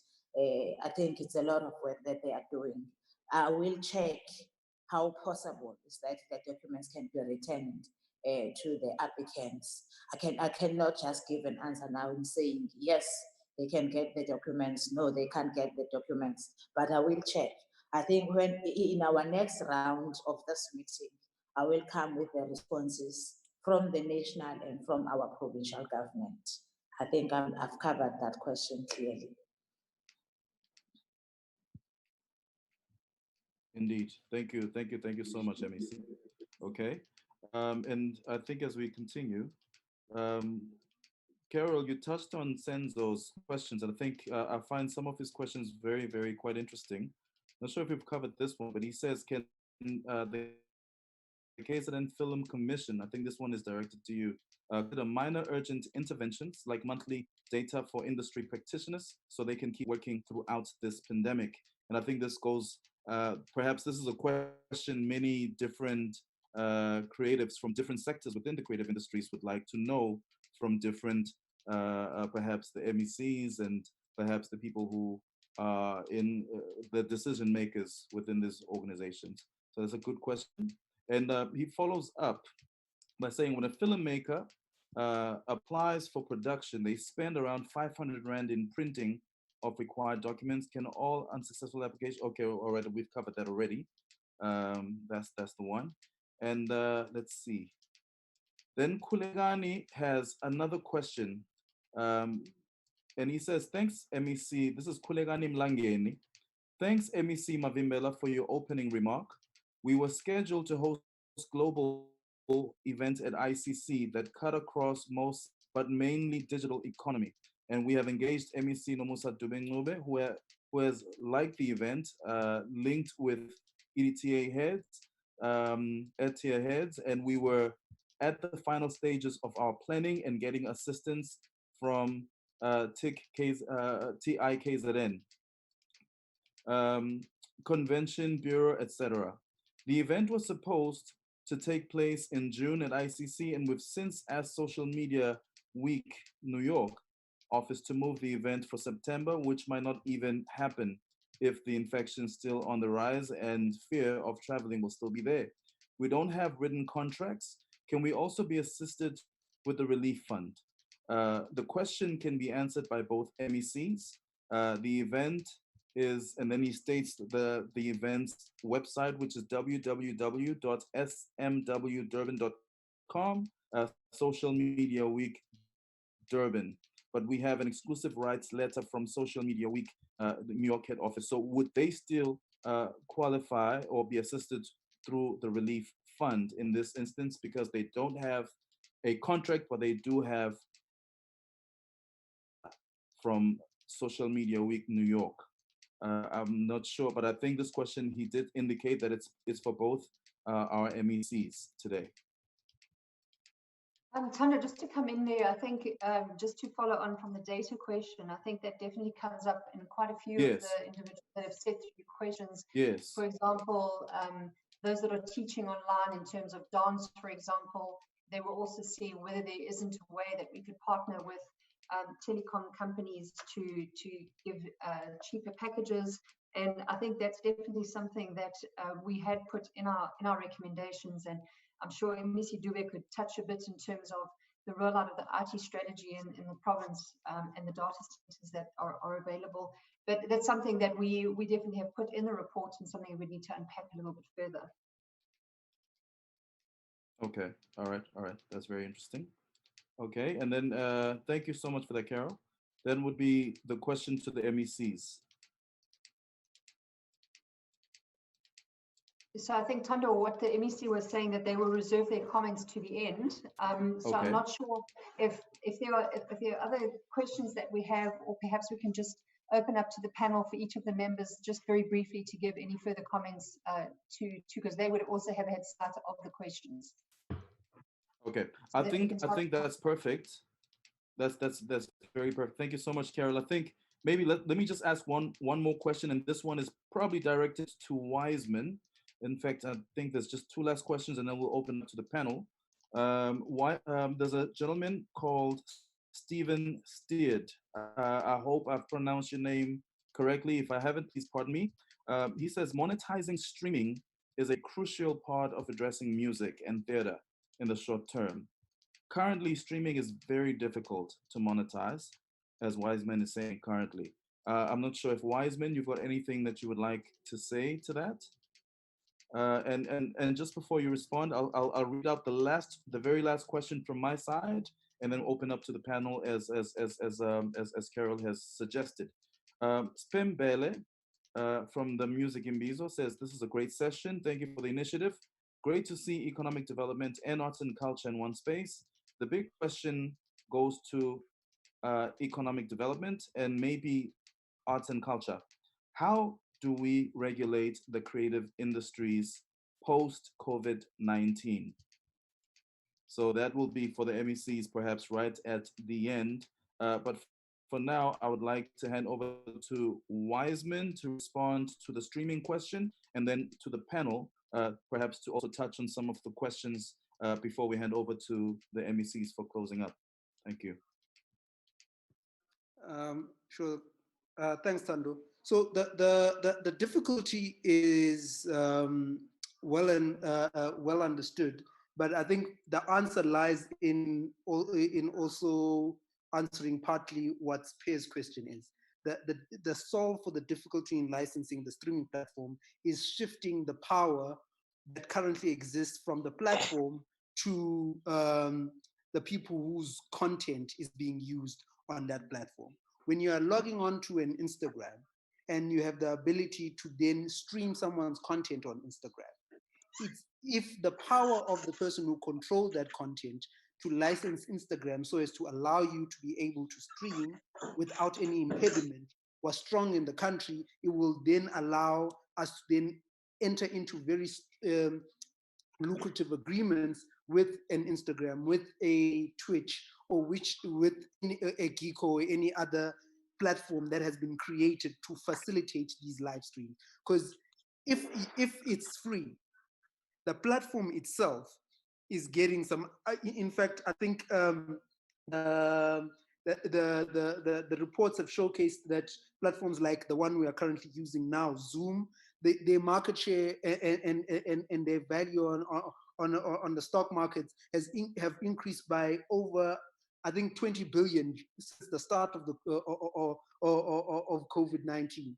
But the ability to license a platform like this becomes difficult if the laws don't empower the people who own the content to then be able to then say, and I think this is where I'll ask OMEC to also look into empowering and I'll say creator, because I don't want to say the musician only, but because there's a lot of content that gets consumed on these platforms. If you can empower those musicians and those content creators themselves to be able to regulate their own affairs, such that a platform knows not to avail itself to the South African public prior to ensuring that it's been licensed by all the necessary people who create that content, it will then allow the monetization to be easy. Right now, we're putting the cart before the horse in the sense that we're allowing ICT sector to develop without considering the content that will be consumed on those platforms, thus tasking the content owners with the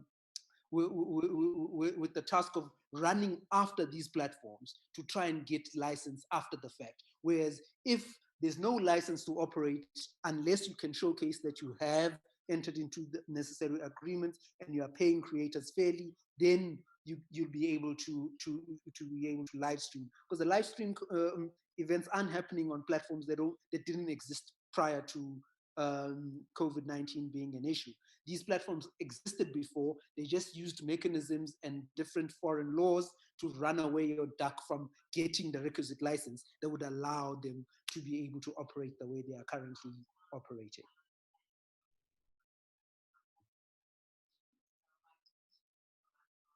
Okay, well, thank you, Wiseman. I think right about now, what I will do, if there won't be anything further, would be hand over to our panel, who will perhaps have their closing remarks. And perhaps if you will allow me, I will start with Lindiwe, who will touch on what her vantage point in the situation. Coral, who represents the visual arts, and I believe that maybe she'll also touch on the issue of the crafters, because there's a whole lot. I mean, the creative industries, I don't think it's something that you can speak of in just one verse or one voice. It's so diverse, and people need to understand how the value chain works. And perhaps Coral will also look into that in her closing remark. But for now, I'd like to hand over to you, Lindiwe. Thank you, Tando. I think what we need to really be conscious of as we go on with this process is the fact that these questions will not be answered today. It would be very premature of us to try and respond to these questions without really digging deep into their meaning and how they fit in. So going forward, I would say these questions and the comments that have been shared, and I've gone through all of them, and I can say that they all do fit in, and they all add enormous, they add to this document greatly. And what should happen is, I know there's a concern that it was not all sectors are included. So I think going forward, that's one thing that we need to look at. Edtea would have to look at how do we incorporate more sectors, and the issue of the comments and the questions that have been posed, we will then ensure that all of them are included in the next document that will follow.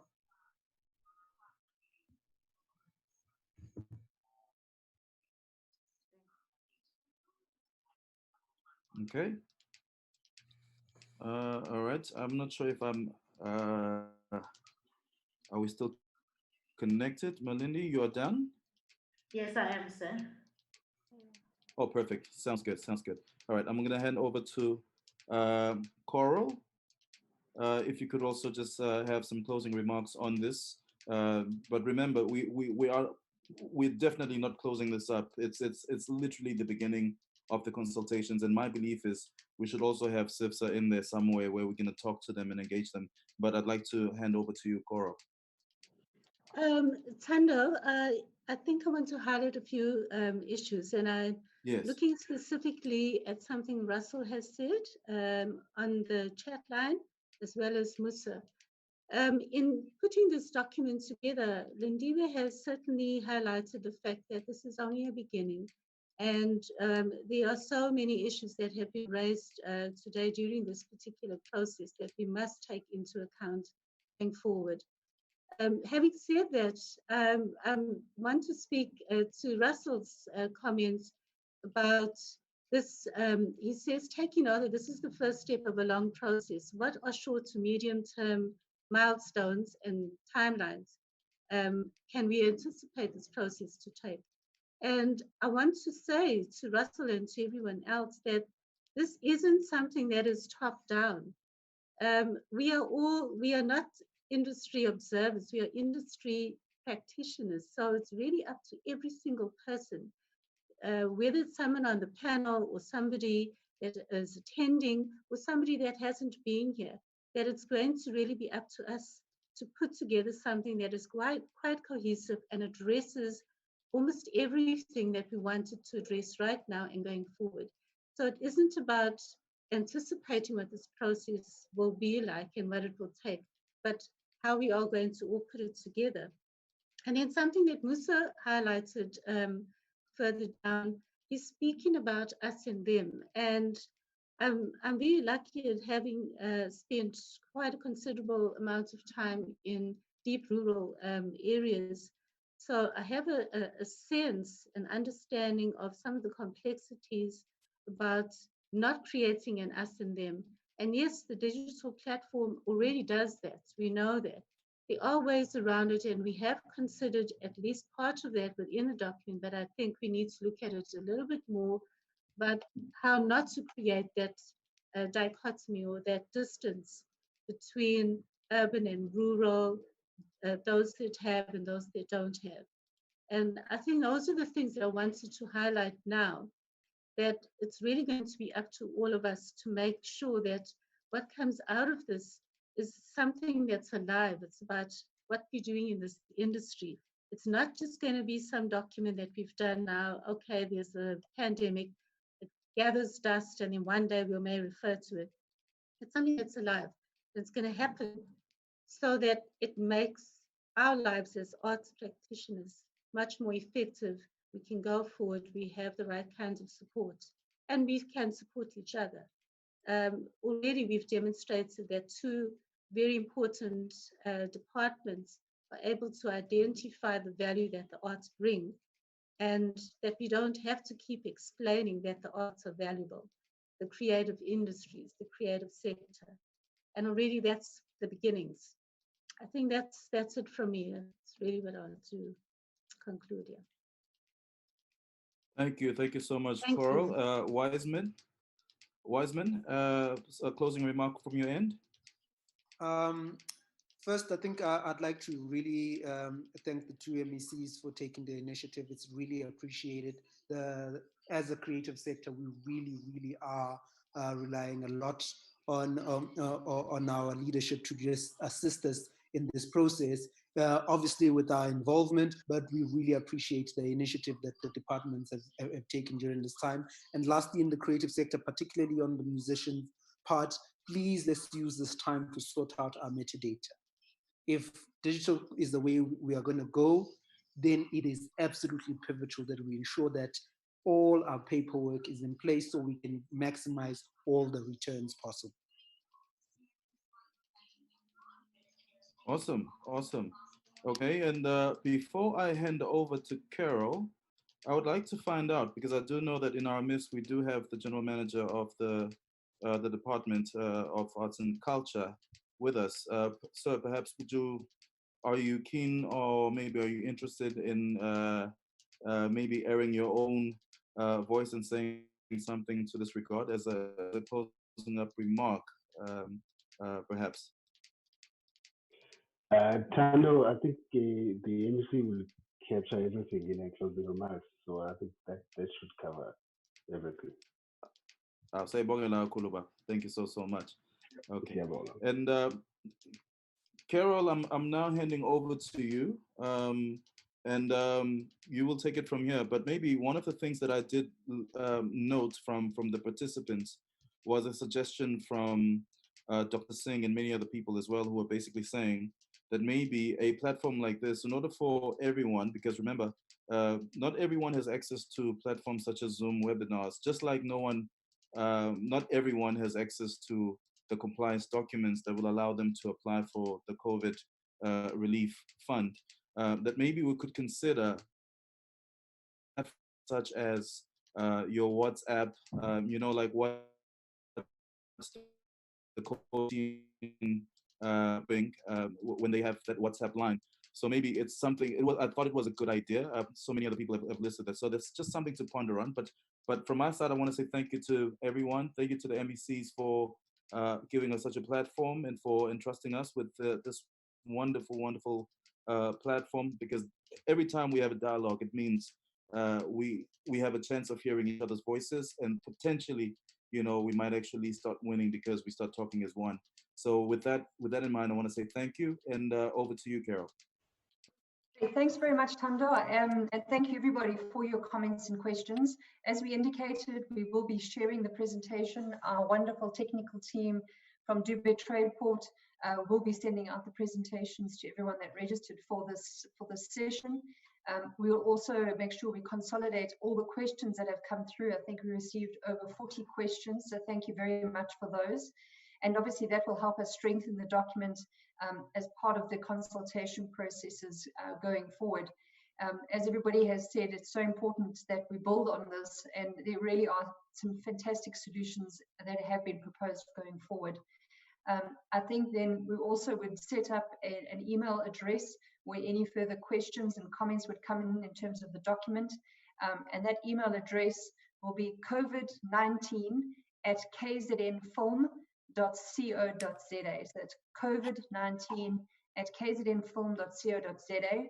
And I think also what we would then ask MEC from DAC, if you could please also just give some information in terms of the relief fund that you had spoken about specific for KZN, where people could access more information about that in your closing comments. MEC Mavundela, if I could ask you please to come in at this point.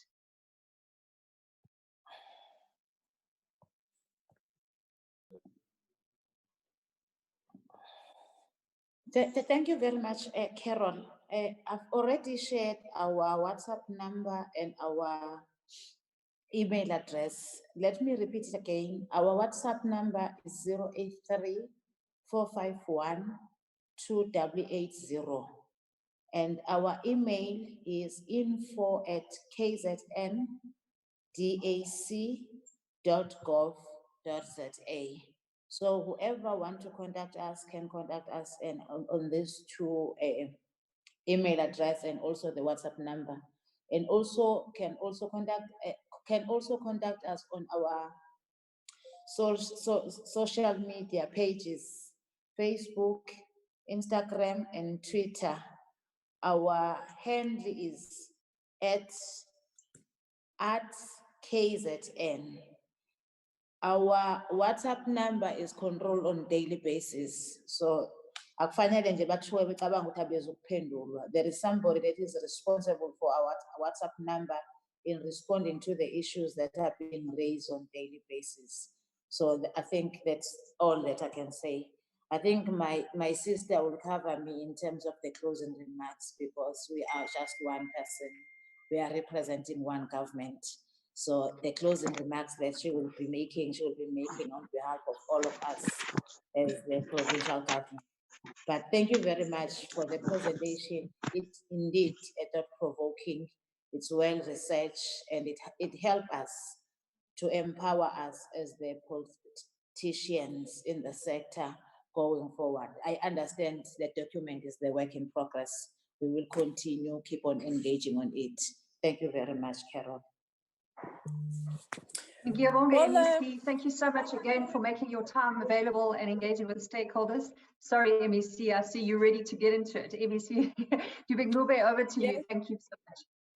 Yes, Carol, thank you very much to all the panelists, to my sister MEC.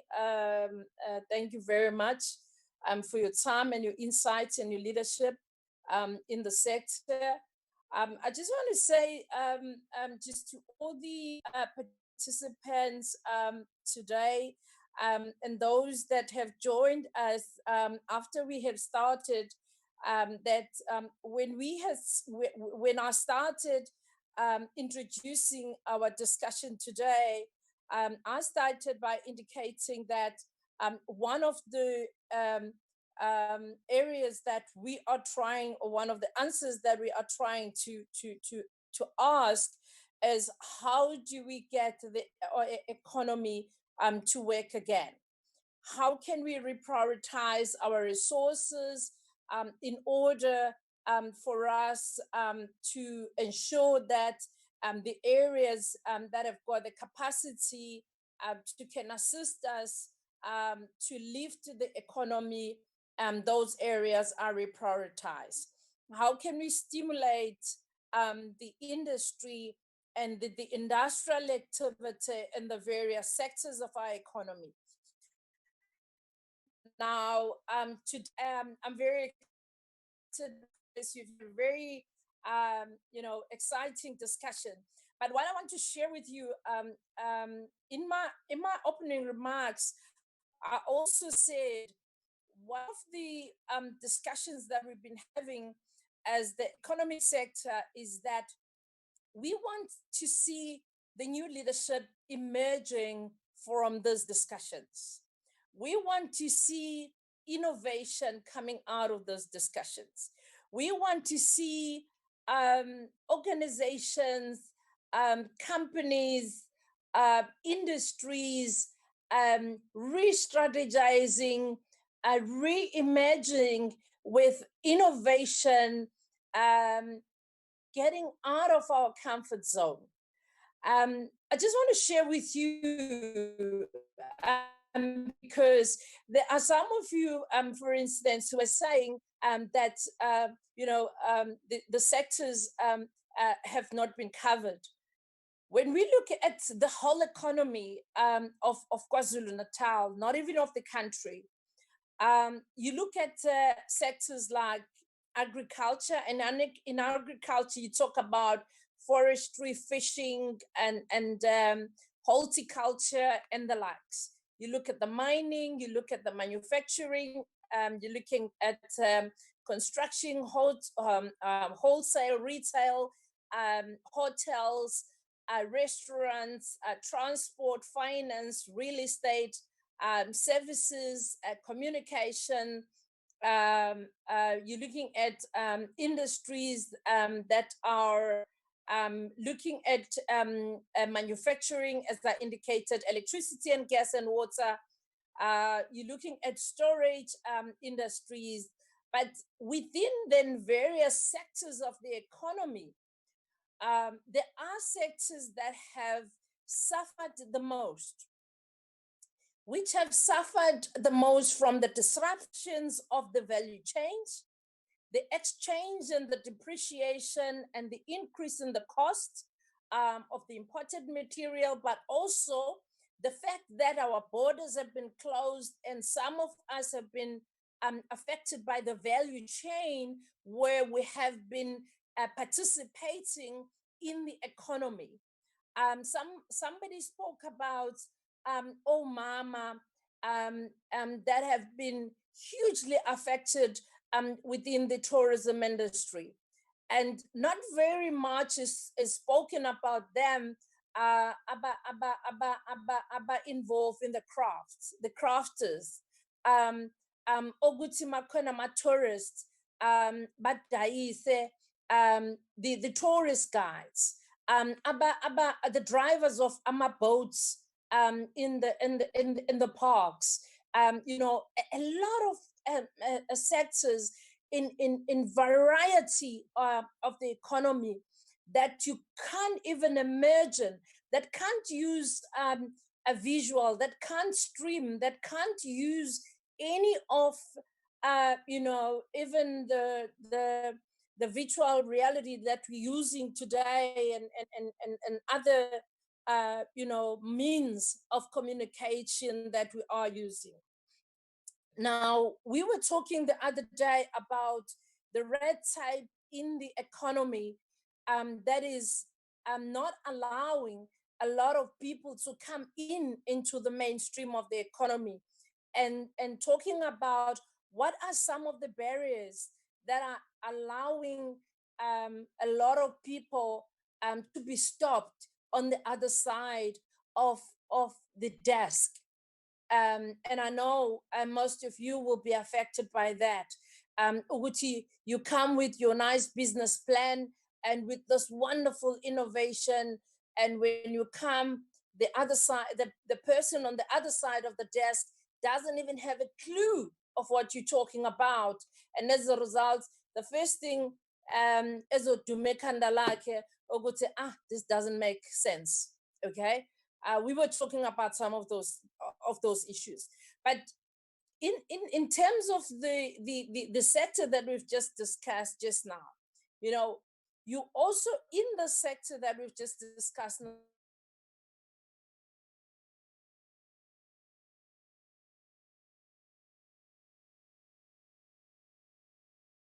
within the sector that we are discussing here today, the issues of the transport, the issues of the mining, the quarry, the manufacturing, the agriculture, and a number of other sectors that we would really like to discuss. But many of you might not be affected by those sectors that we are talking about. That is why when we started by unpacking even called creative industry sector, to say when we talk about the creative industry sector, we're not talking only about maybe the performing industry or the performing arts, as it were, but even within the sector that we are discussing here today, you would have seen what we indicated to you, some of the areas that we would like many of you to think about when we talk about the sector. That is why we also wanted to have a common understanding of this sector and who are the key stakeholders in the sector.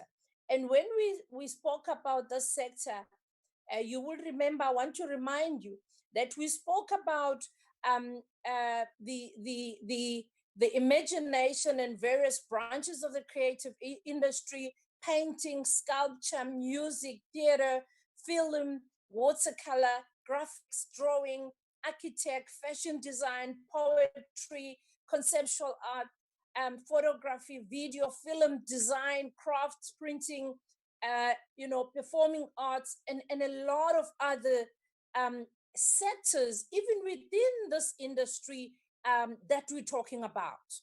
So even within this industry that we're talking about, we have not even finished it, because you have not even come to the hospitality part of this creative industry. Because at some stage when we spoke about the creative industry, a business in the creative industry, we spoke about, why do we never discuss about who makes your bookings within the creative industry? Who makes your bookings for your hotels, for your cars, for all your things that you travel with, and so on and so on.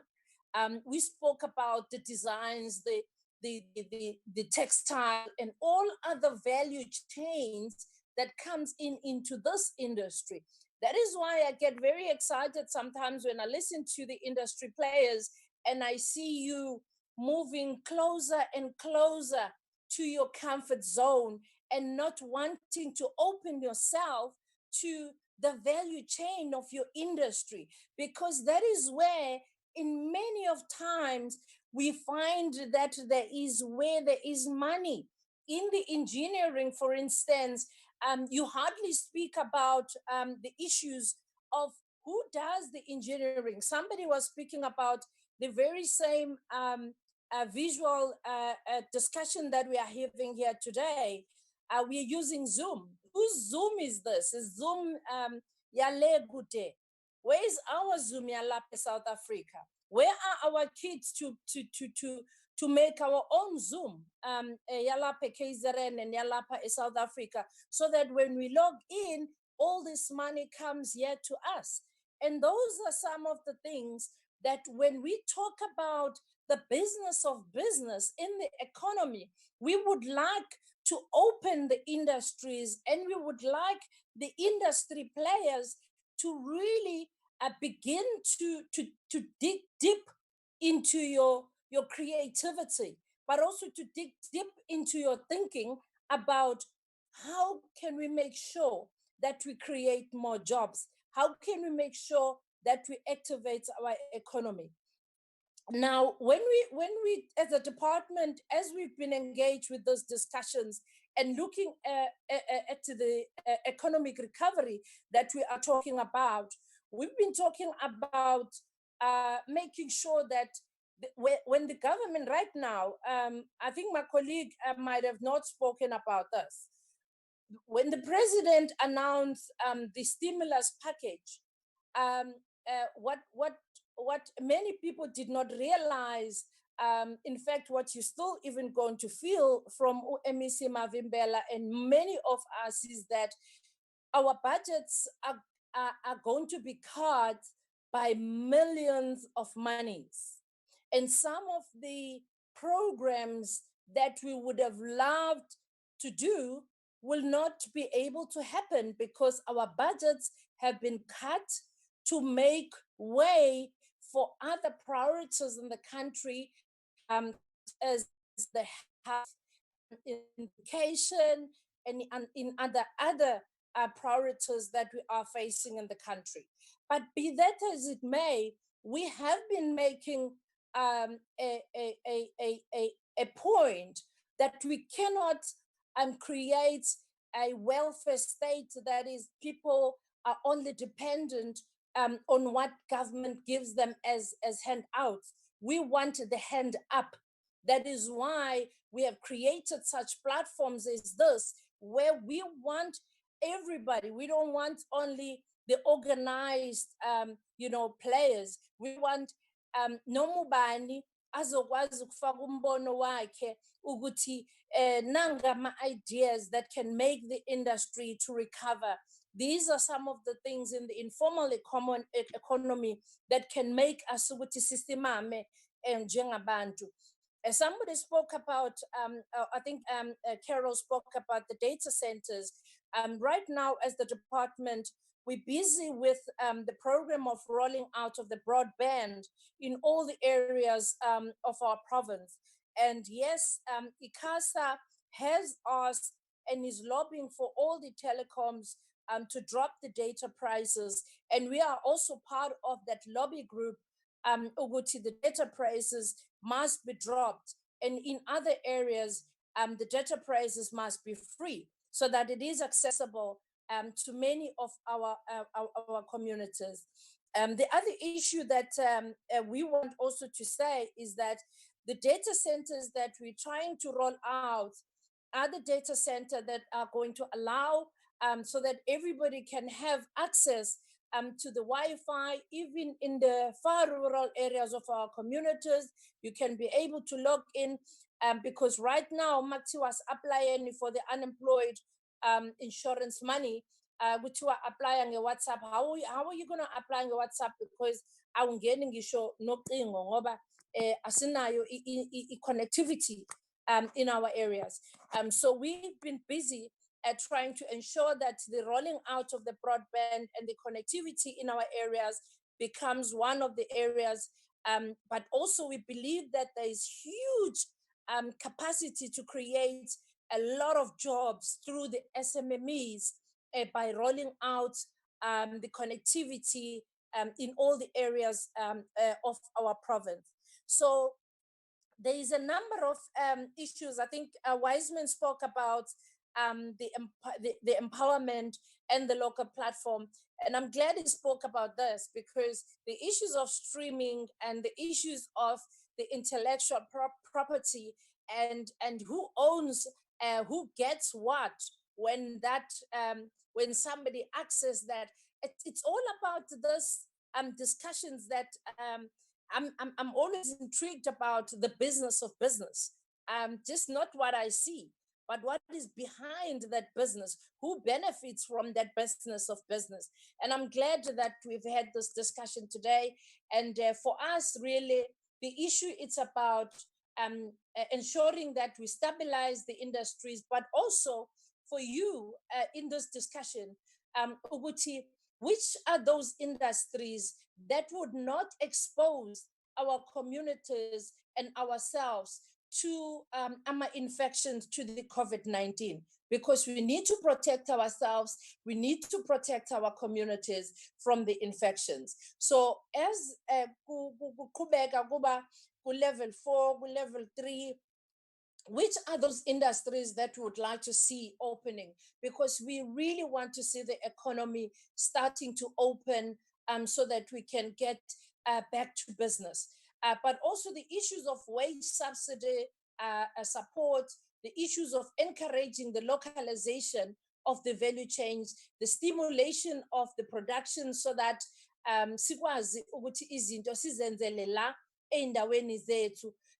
Today we should be talking about young people abadesignayo izinto that singaphinde sigqoke izinto eziphuma kwamanye amazwe, but sigqoke izinto that are us, things that are that we like, singabe sisa mayivula imingcele ingavulelwa again ukuthi we get exploited by people that are going to take all our money again, and we just become consumers of everything that comes our way. And that's the kind of debate and discussions that we're trying to open, so that let's talk about how do we take advantage of this situation. There is a silver lining that is being provided by the situation. Sizakele our own economy, si trade amongst ourselves, and begin now to say, what is it that we can do amongst ourselves while our borders are closed, while we have ourselves, but also how do we turn around the issue of cumbersome supply chain management, the cumbersome forms, We have a one-stop shop as a department Edtea, where you can log in or where you can send a WhatsApp. We have people specialized on legal. They can advise you on legal matters. They can advise you on HR matters or human resource matters. They can advise you on finance matters. They can advise you on communication matters, on mentorship. All these are available free of charge through our one-stop shop. If you log in there, we are available to support and assist small businesses so that we can get those economies, those companies going during this difficult time. We will continue with these webinars. There's a lot to talk about. We had the ICT and innovation, and we spoke about the electronic meeting platforms, the e-governance solution, the e-education, the intelligent transport systems. We spoke about a lot of, we're still going to have the informal sector, where we are going to be talking about how do we get the informal sector going again during this time, because we believe informal sector can help us a lot. Many of us here in this platform are involved in the economic sector, and we have already supported a lot of people. Sabagcwalisisa ama-forms, sababamba isandla, sahambisa ama-form, ba-apply to the national government. Abaningi bakwazile ukuthi babe successful because of these teams lawa bengikhuluma ngawo that have been supporting our small and medium enterprises to apply. And we've got all the legislation, all the gazettes that have been simplified, that are available, so that when you get that gazette, you also understand what does it mean, how can you access what form is what, and you can get all that in our website. It is also available at all times. So once more, thank you very much to all of you for your participation. We are continuing with streaming with these webinars. We have our conveners of these webinars. They will continue with the discussion as Beshilo, Utando, as well as Carol Uguti. After we've logged out, please continue to send questions. Our panel members will also continue to answer those questions. We will also continue to interact with you. We're not going to stop discussion after this stream that we are here. Also, we are being led by our Premier, Zikalala, drafting the KwaZulu-Natal COVID-19 recovery and calibration plan for our province, that the Premier will then be able to talk to Abantu KwaZulu-Natal about it, and we will then be saying all of you would have participated, but it's not about what funding is available, but it's about how can we be creative during this time? How can we use our creative, brains, uNkulunkulu asiphe zona, ukuthi our comfort zones ebesihlala kuzona sishintshe and do izinto ngendlela ezokwenza ukuthi adjust to a situation that we're finding ourselves at during this time. So please join us in our next webinar that is going to be happening, I think, tomorrow. Look out at KZN Edtea website, but also at our one-stop shop for all your questions for your businesses and your support for your industries. We are always available there. And once more to my MEC, thank you very much. All the MECs, by the way, they have been participating in these webinars in their various sectors, as I indicated that as the economic cluster MECs, we've all been participating in these discussions, and we look forward to continuing these discussions. And once more, to all our panel members. We really, really want to appreciate and thank you for your time. And please, Nangom, so we will appreciate this engagement. Thank you very much, it's Tando and Carol. And please, thank you very much also to our IT guys who are making us to be heard everywhere else, and to our secretariat. Please, I also want to say thank you very much to everybody who contributed to have this today a success. Thank you very much, MEC Mavibela, once more. Thank you so much, MEC. I think you've summarized and you have thanked everybody. So I wouldn't want to extend this for any longer. Thanks, everyone. Let's continue engaging, and please have a pleasant evening. Be safe and stay at home. Thanks, everyone. Good night. Bye-bye. Hello. Good night. Okay. Good night. Bye. Night. Bye. Thank you.